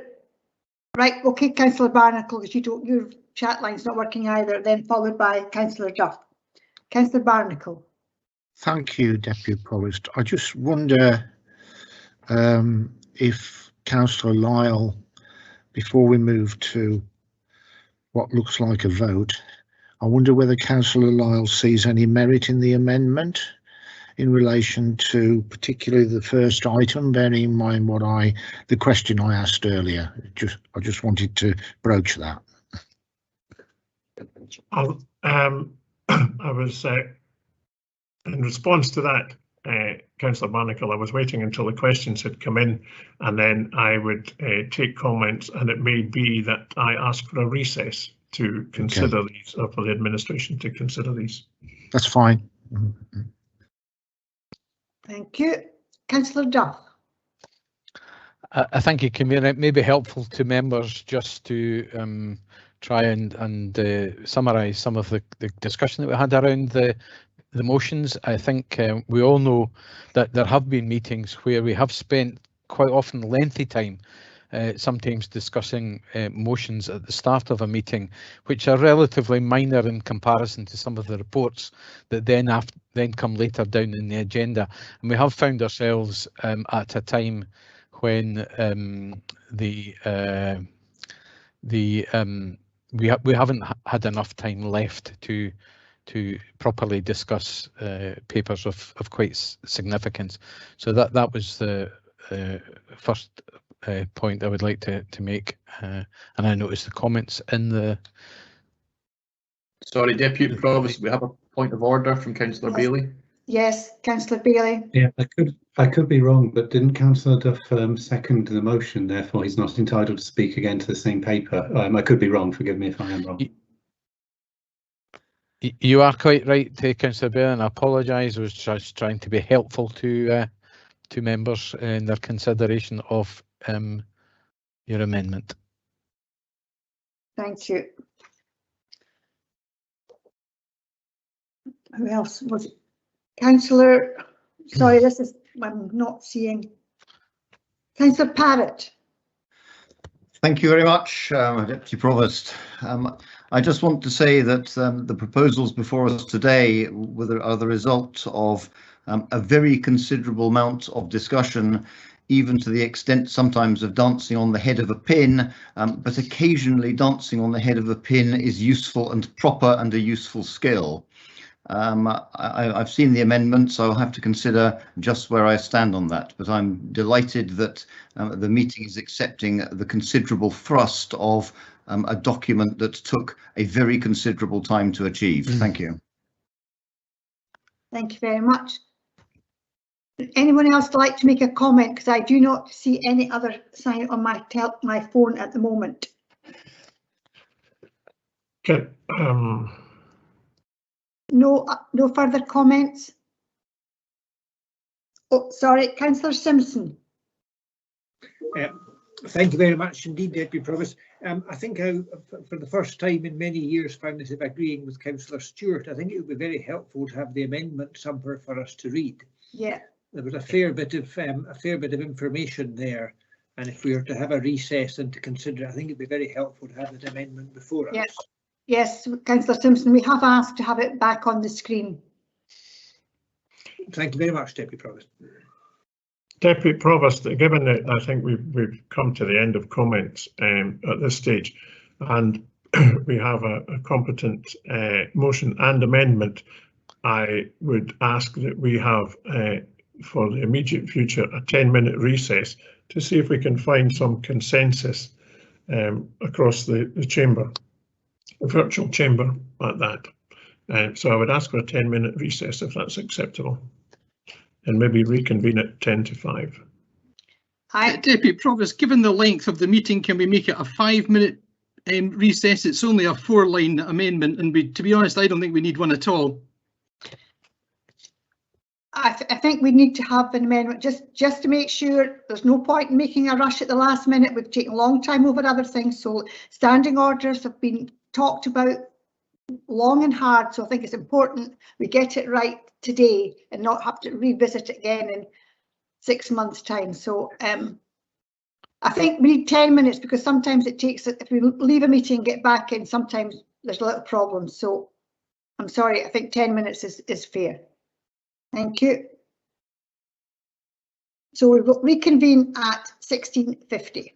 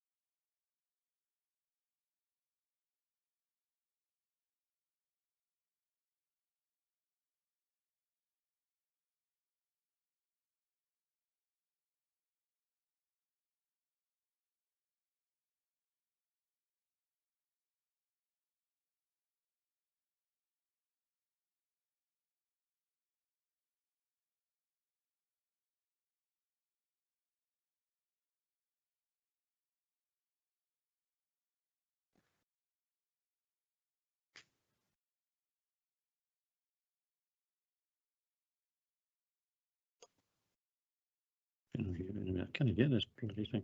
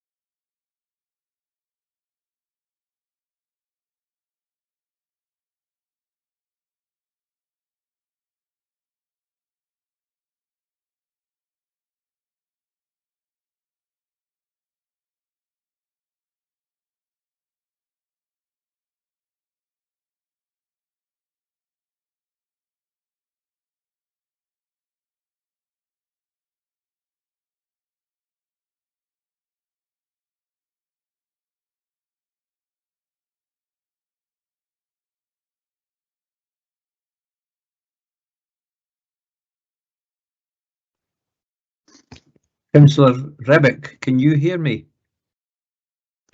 This is your next door neighbour, councillor. I can hear you, Willie. You can, yeah. I was hoping John Rebick could hear me. I phoned him and left a message for him, but he hasn't phoned me back. No. Sorry, Councillor Wilson, we're still live. All right, okay. I haven't.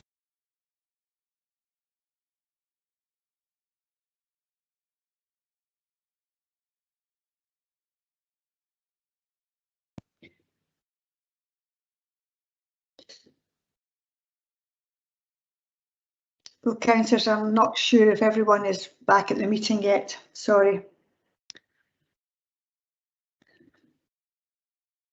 Looking at the numbers, I don't think so.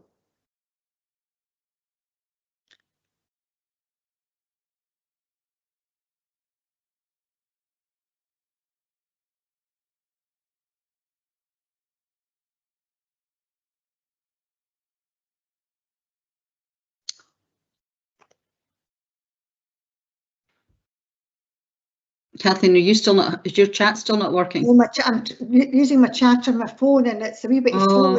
It's really cumbersome when you've got to do that. Yes, yes. You have my sympathy on that one, Kathleen. It's quite taxing. It's hard to keep track. Anyway, I'm here just for the avoidance of doubt. Thank you.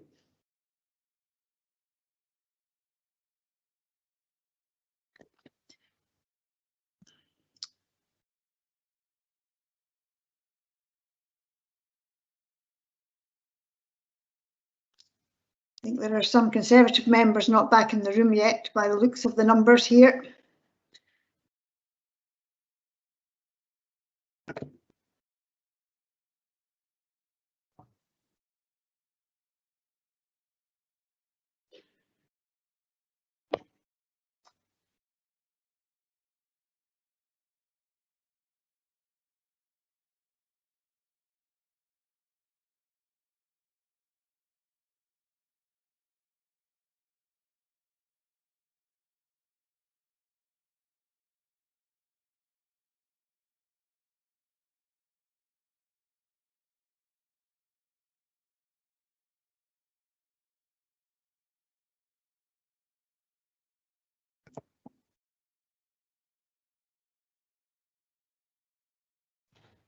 Are we quorate, Deputy Provost?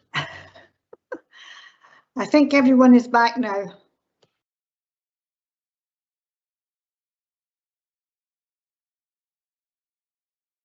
I don't know if the leader of the council is back yet, though.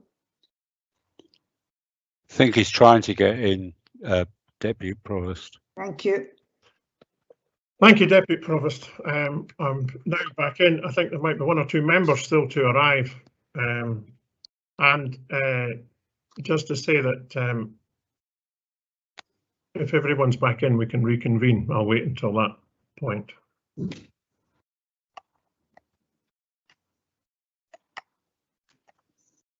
think there may be a few technical issues as the day has gone on, so thank you for all being patient with each other.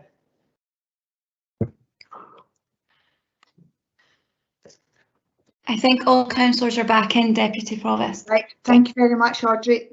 In that case, we shall recommence. Councillor Lyle. Okay, thank you very much, Deputy Provost, and I'd like to thank members for their patience. I'd like to thank Councillor McDade for his amendment.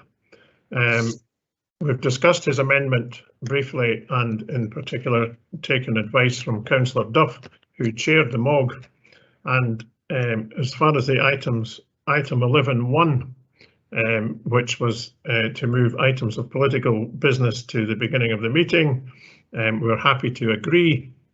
And item 19.3, where we would not minimise the time for discussion from an elected member to 3 minutes, we would just delete that and return to the current 5 minutes.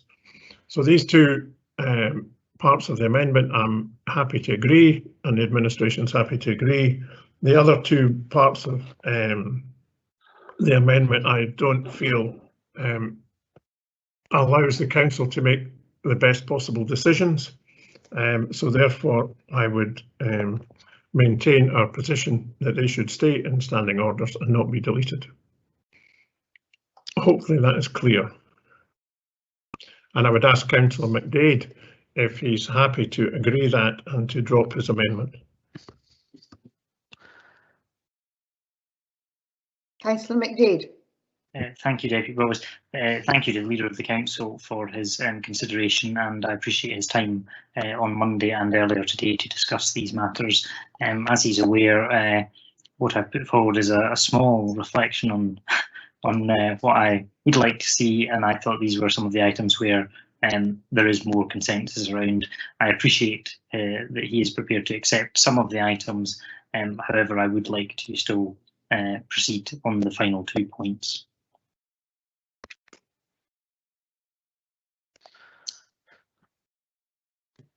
Thank you very much, Councillor McDade. So, Councillor McDade, you're quite happy to accept the first 2 points that Councillor Lyle made. So your amendment really refers only to the two parts, the other two parts. 16.2 and 16. 16.23 and 18.4, I believe. Deputy Provost. Right. Okay. Convener. Thank you. Councillor Duff. Just for the record, I'm happy to accept the amendment as seconder, as stated by Councillor Lyle.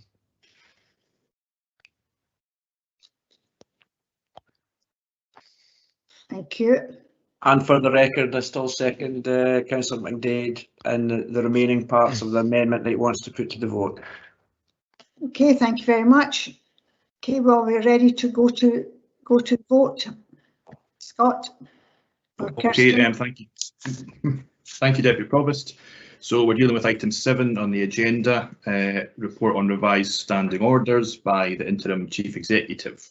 We have a motion by Councillor Lyle, seconded by Councillor Duff, to approve the recommendations in the report and agree the standing orders as appended. However, with a revision of the 2 points from Councillor McDade's amendment, so incorporated into the motion is now in terms of standing order 11.1, to reorder to move political business items immediately ahead of ordinary business items to maintain the position of the current standing orders, and also on standing order 19.3 to replace with, subject to the provisions below, no councillor may speak for more than 5 minutes in the discussion except with the permission of the convener. So we have a revised amendment from Councillor McDade, seconded by Councillor Lang, which is to delete both the proposed provisions of Standing Order 16.2.3 and 18.4. If I can just pass now to Kirsten to take the roll call vote. Thank you. Councillors, when I call out your name, if you could please let me know if you're voting for the motion or the amendment, which has just been summarised by Scott. Councillor Ahern. Motion. Councillor Bailey. Amendment. Councillor Baird.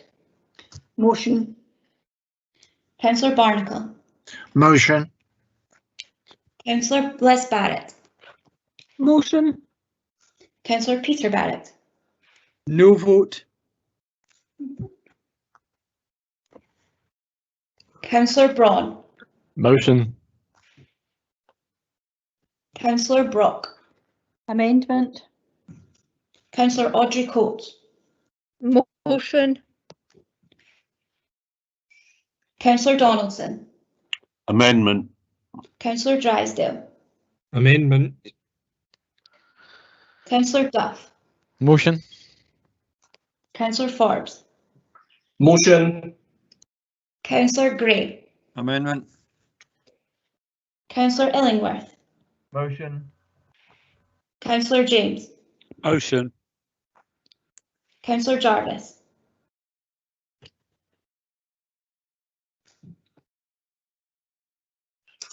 Councillor Jarvis.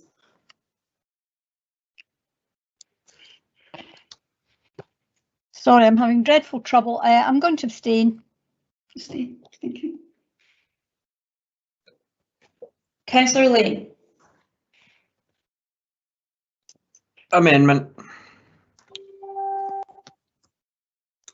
Councillor Lyle. Motion. Councillor Massey. Amendment. Councillor McCall. Motion. Councillor McCall. Amendment. Councillor McDade. Amendment. Councillor McEwen. Amendment. Provost. Motion. Councillor Parrott. Abstain. Councillor Cover. Amendment. Councillor Purvis. Motion. Councillor Revick.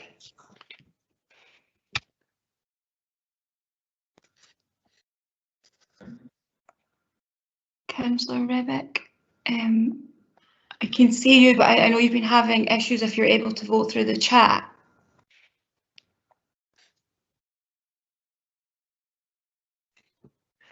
Thank you. Amendment. Councillor Reid. Motion. Councillor Robertson. Motion. Councillor Sarwar. Amendment. Councillor Shires. Motion. Councillor Simpson. Abstain.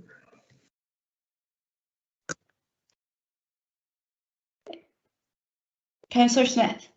Motion. Councillor Stewart. Motion. Councillor Waters. Amendment. Councillor Williamson.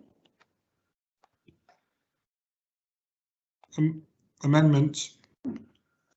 And Councillor Wilson. Motion. Thank you.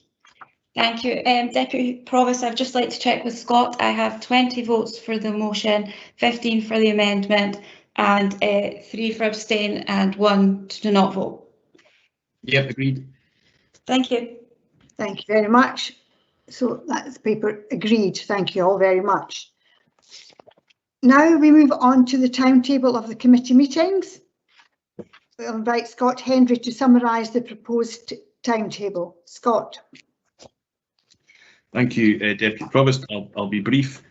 Just for clarity, I should have said in relation to the previous item, standing orders, that I think Councillor Lyle touched on this, but we would introduce the revisions to the standing orders following the summer recess, which I know is pending the decision on the timetable, but we'll also look to arrange some training session for all members in early August, diary permitting.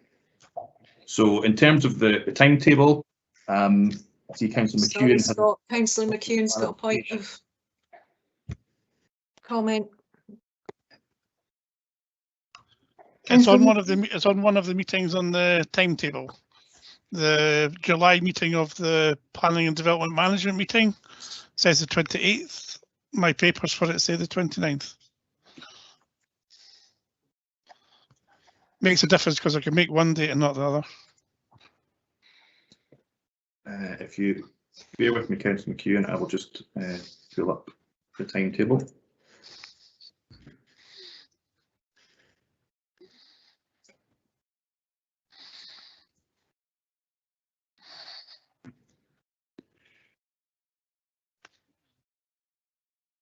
So the meeting at the moment, as I say, scheduled I think for Wednesday the 28th. That's the Development Management Committee at 10 o'clock. Is that right?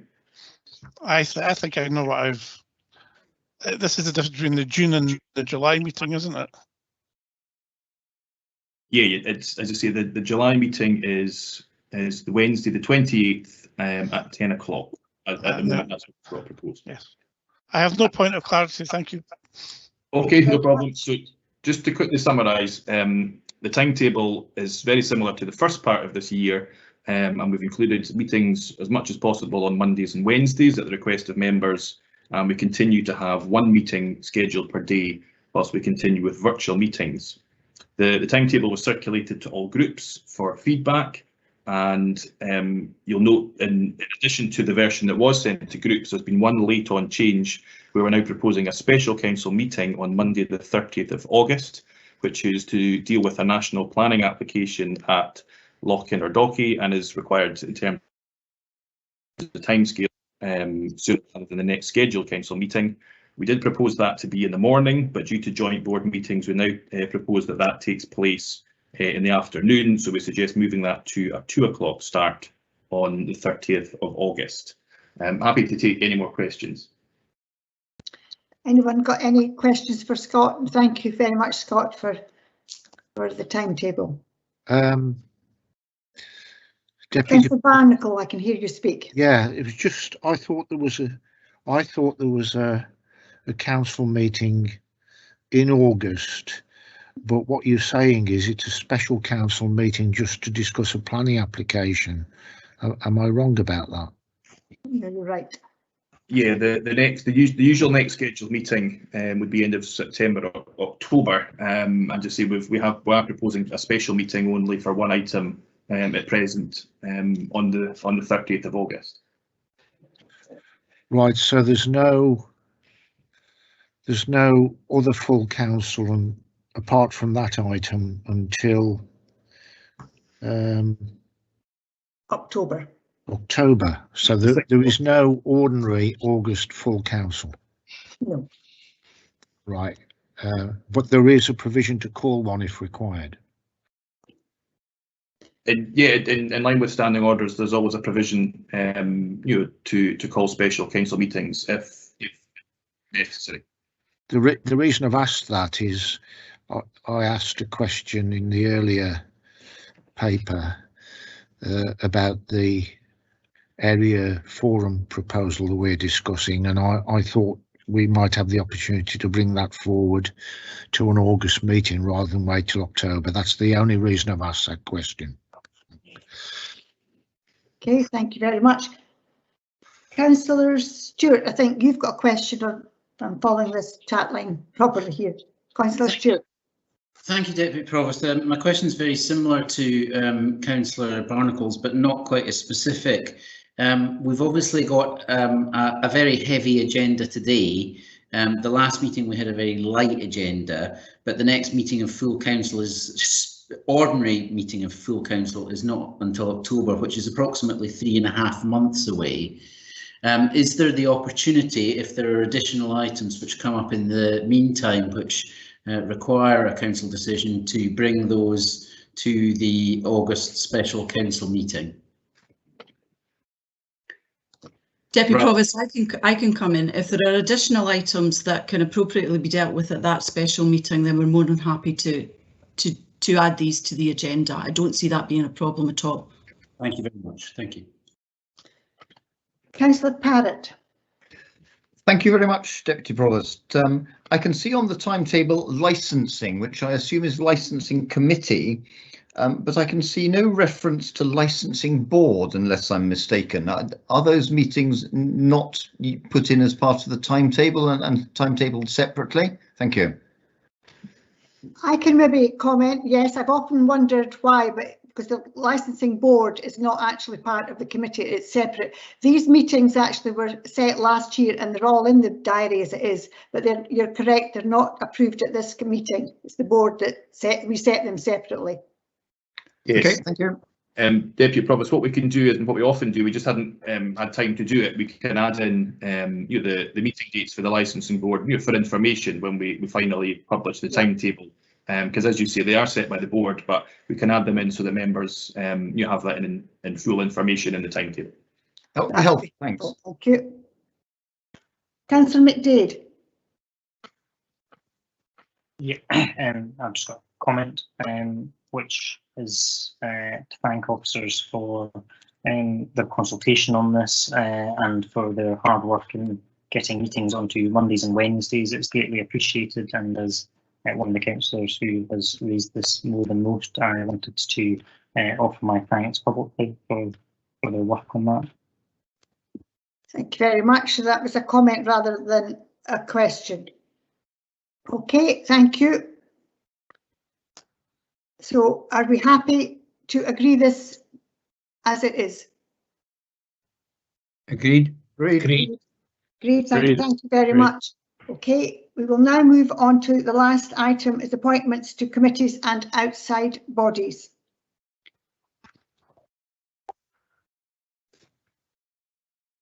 I will need to, I have no copy of what it is, but I'll ask Councillor Lyle to move the proposed appointments. Has the information been circulated? Oh, okay, thank you. Councillor Lyle. Apologies, bear with me. Deputy Provost, it's late in the day. So there are a significant number of appointments there. I am happy to move all the appointments as are stated on the appointments to committees and outside bodies paper before us. Thank you. Councillor Duff, are you seconding this formally? That is required. Sorry, Deputy Provost, yes, I'll just formally second it. Right, thank you very much. Okay, Deputy Provost, I can't see any proposal. I can only get a flashing picture of Audrey Brown. Oh, right. Oh, well, they're all listed. Oh, right, your screen's obviously. They're actually all listed on the screen. Right, I'll leave and rejoin.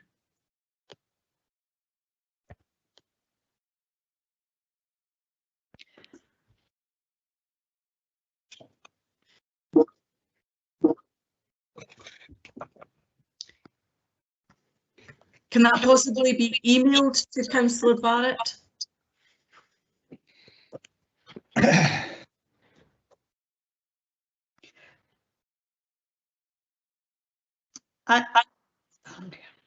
I'm not sure where the Councillor Barrett's point of order is. Is that just now, Peter? Is it? I think he's gone Yes, off it to was try and Deputy go out. Provost. Sorry? Yeah, I've got the screen now, thank you. Thank you. Councillor McDade, have you got a question on this? Or was that your last question? I'm sorry I'm being difficult here, but... No, I do have a question on this. There does seem to be some people ahead of me, I think. Right, Councillor Wilson then. Sorry, Councillor Robertson. Yes, sorry, I couldn't see the sheet either, so I've now got it, so right. thank you. Okay, right. I think that Councillor Lang has possibly a question. No, I put in before it's an amendment. An amendment, okay. So it's Councillor Parrott next in terms of a question. Councillor Parrott. Thank you very much, Deputy Provost. I note at item 4 on the list in front of us on the screen that Councillor Shires is to replace Councillor Duff on the Chief Executive Appointment Subcommittee. I thought also my replacement of Councillor Sarwar had to be formally recorded. Thank you. Or formally approved. I was under the same understanding, Councillor Parrott, so forgive the omission on my part.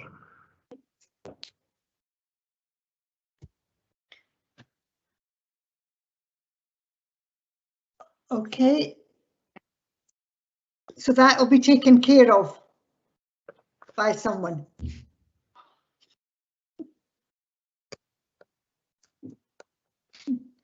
Yeah, I'm sure the head of legal services. Yes, we have a note of that change. Yes. Yeah. Thank you. Thank you. Councillor Lane. Thank you very much, Deputy Convener, Deputy Provost. Sorry. Yeah, it's the final point on there of Councillor Duff to replace Councillor Drysdale as the council's representative on NHS Tayside Board. I wish to put an amendment in that Councillor Drysdale remains on the board. We're in the midst of a pandemic. He has been given assurances at various times by the leader of the council that he was doing a good job, and the disruption to put somebody else in for possibly only 6-7 months seems not maybe in the best interest of the NHS Tayside board, which Councillor Drysdale has built up relationships over a long period of time. To put somebody else in the midst of a pandemic seems to me to be slightly political rather than the benefit to all the bodies concerned. So that's my amendment. Thank you. Do you have a seconder for your amendment? Yes, I would like to second it. Sorry, my chat function isn't working. I think Councillor Drysdale was represented the whole of Perth and Kinross during this pandemic, and he's done it very capably, very ably, and I think he deserves to sort of be able to stay on that board and continue representing all the people of Perth and Kinross Council in the way he's done, and I echo Councillor Laing's views that changing it at this point, we still have a pandemic ongoing. He has picked up a lot of experience. He knows what's happened during this last year, and it seems a bit foolish to remove him at this stage. Thank you very much. We've kind of gone into the debate right before there were some questions that weren't finished being answered. Councillor Simpson, I think you had a question. I'm sorry if I'm being stupid, but I'm not really sure whether it's relevant to this paper or the bit before. You don't need to be sorry, Deputy Provost. I think you have our sympathy after today's meeting. No, my question was simply one of procedure. I think this is the third or fourth time we've not had the information that we need before us. Surely this list of appointments could have been included in the procedural note. I think it's pretty difficult for us to make decisions when the stuff pops up and the screen disappears. You have to check another device and so forth. I think we're making what should be a straightforward piece of council business even trickier. And I think in future I would like to see amendments and lists of this nature made available to us at least at the start of the meeting, if not in advance. Can I ask if that can be done?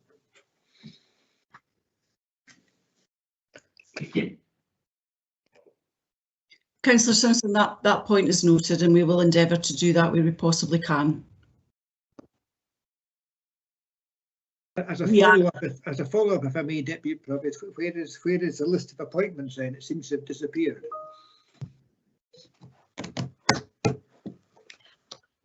I think we're either trying to get it in the chat or email to you and put it back up as well. Yeah. I think in fairness, some of these appointments were just being done today, so it's been short notice for everyone, and I apologise because most of them are from the Conservative group, so I will apologise on our behalf for not having this done in time. Thank you.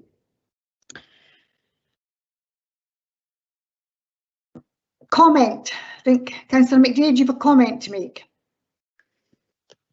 Yes, thank you, Deputy Provost. I did have a question, and perhaps an officer could reply in the chat to the question, but I also have a comment.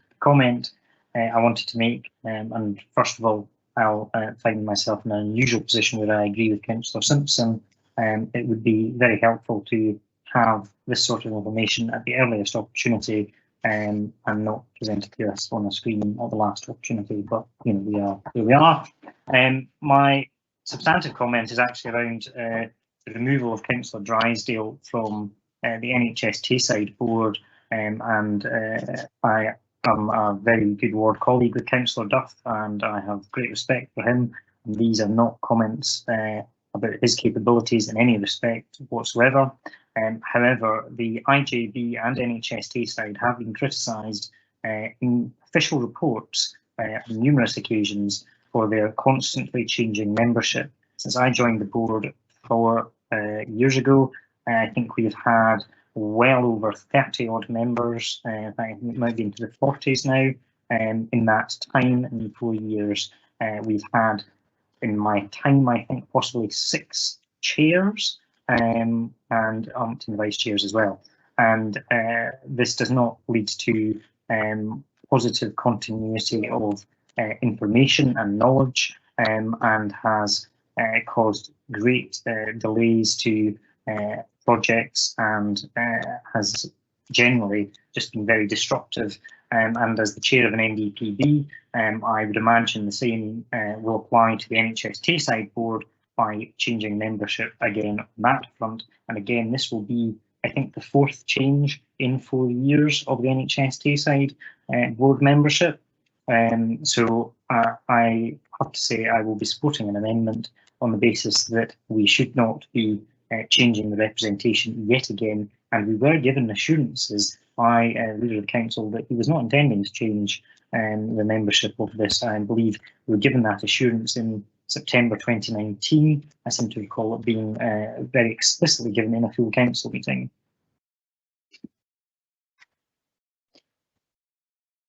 Thank you. Councillor Drysdale, I think you're maybe next, but I could be wrong because this is Councillor Drysdale. Thank you, Deputy Provost. I think, sorry, Convener, or Vice Convener, I think I'm next according to my chat, but I could be wrong. Right, okay, Councillor, sorry, we will go back. I wasn't sure whether, because you'd asked a question earlier, it's the question. Okay, right, Councillor Peter Barrett. Yeah, I would like an answer to Councillor McDade's question regarding the appointment of chairs to member officer working groups. As the current chair of the Affordable Housing Member Officer Working Group, it's come as a complete surprise to me that there were people who are not satisfied with my chairing of that particular working group. And I think if the leader of the council of the Conservative group had some reservations or didn't want me as the chair of that group, they could have paid me the courtesy of advising me that before this meeting.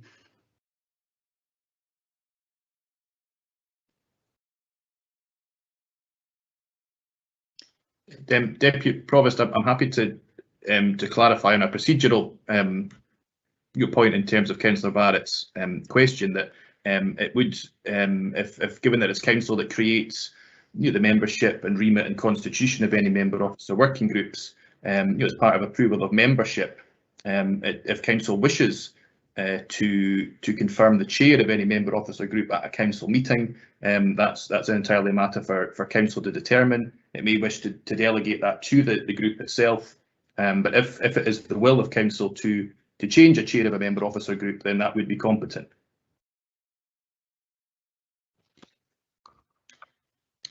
Convener, I'm glad for or grateful for that clarification. If the leader of the council is determined to move against me, then I'll move an amendment against that part of the motion. Can I Yes, comment? Councillor Lyle. Councillor Baird, I see Councillor Wilson has asked for a comment, and I think it might be appropriate for him to comment. Sorry, Professor, I can see nothing. I can't see what the other proposals are because I may agree with Councillor Barrett. I've not had an email with them, and there's nothing in the chat, and there's nothing in the screen. Why is it taken off the screen? I don't understand that. I don't know, Councillor Lang. We are trying to email that, and presumably the same some of the issues that elected members have been experiencing, officers have been as well. We are trying to get that back up or emailed. Thanks, Barbara. Councillor Drysdale, you were really next on the comment box. Councillor Drysdale. Thank you, Deputy Provost. I had a number of things I wanted to say, but I'd like to thank Councillor Lang, Councillor Waters and Councillor McDade for their kind comments. But this isn't personal, and I know that because Councillor Lyle did phone me about this last night. However, what I do have to say is I came into politics to try to improve health and social care. It's very, very personally important to me, and it's a job that I have started, but it's obviously far from finished. And as we have seen today, there is much on which we as elected members disagree. However, I thought there was agreement on one thing and by both the leader of the council and his deputy had repeatedly given assurances of their full support, both on the IJB and as Perth and Kinross's unanimously elected representative on the board of NHS Tayside through the pandemic. It was agreed by all parties 2 years ago that stability and continuity of appointments was absolutely essential going forward, and as Councillor McDade has alluded to, this was also strongly endorsed by external auditors. So I am personally very disappointed at this sudden U-turn, but politics, eh?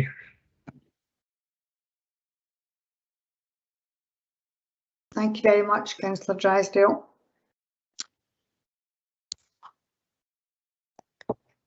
Next. I think we're still trying to get the sort of the information emailed, so bear with us, Deputy Provost.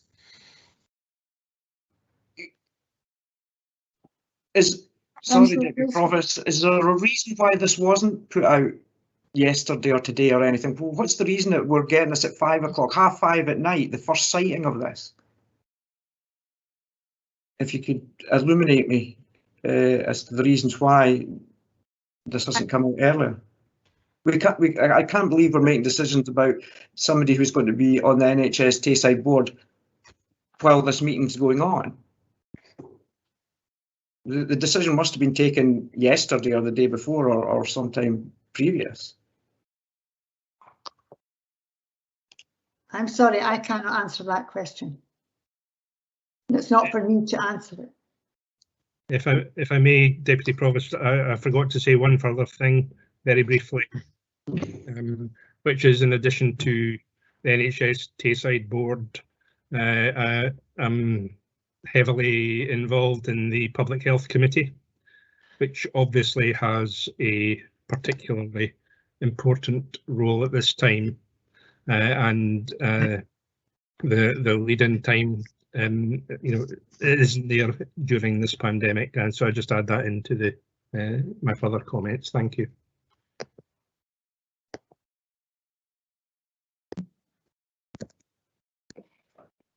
Deputy Provost, can I please ask then who is responsible? Is it officers haven't sent out the paper timiously, or is it being decided? Is it being done ad hoc, the decisions? I do not. I have in no way am I criticising the officers for anything they have or have not done. It could have been a decision of the administration, not because they didn't have the thing all ready to go out any earlier. So please do not be suggesting the officers did not do this. I didn't suggest. I asked whom was responsible. Deputy Provost, I did ask for a comment, and I hope that my comment. Yes, Councillor Wilson, I didn't know whether we're waiting for information, but I think while we're waiting, maybe your comment would be worthwhile. Thank you. Thank you. I don't want to make any comment in any of the details of the paper that we've seen very briefly.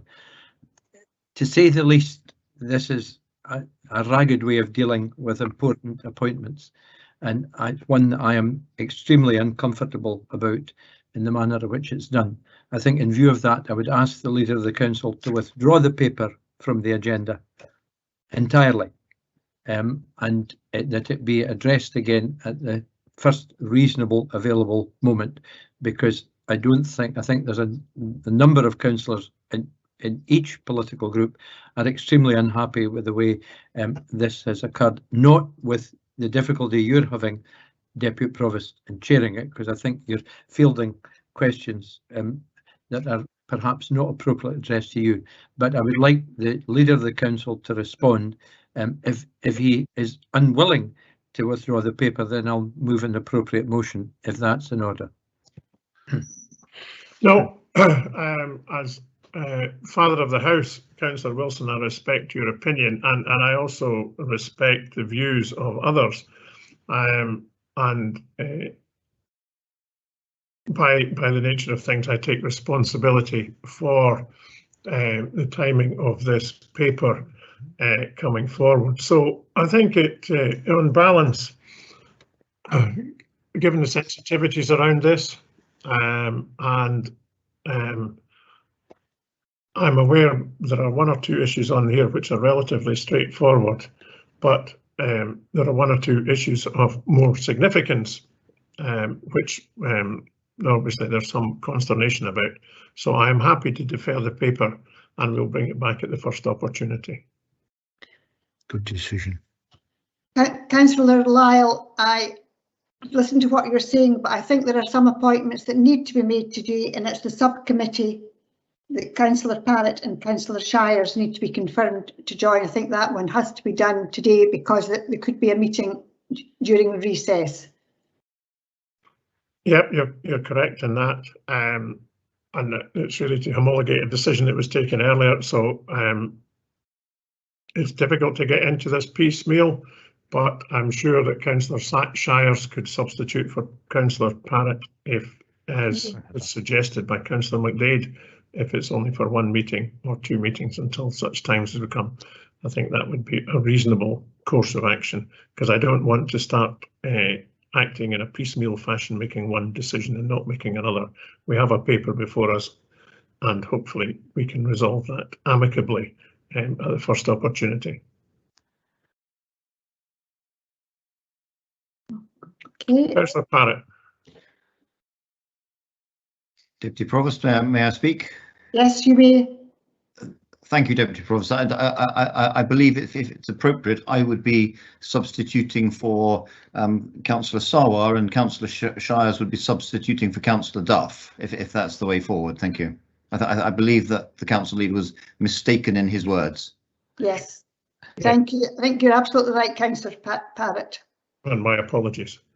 Yeah. And we'll take note of these substitutions now. Thank you very much.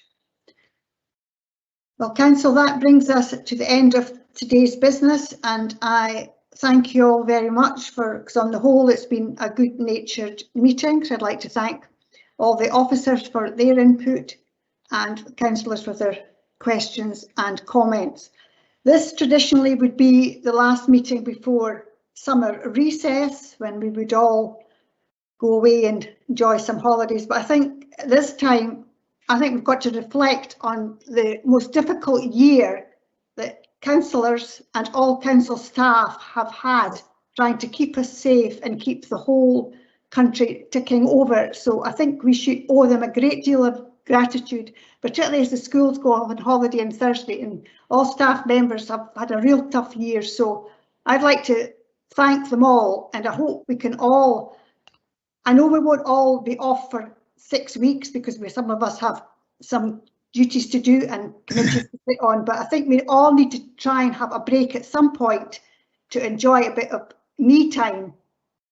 So I think we all deserve it. So thank you all very much, and enjoy what's left of the day and a little bit of sunshine. So thank you all very much.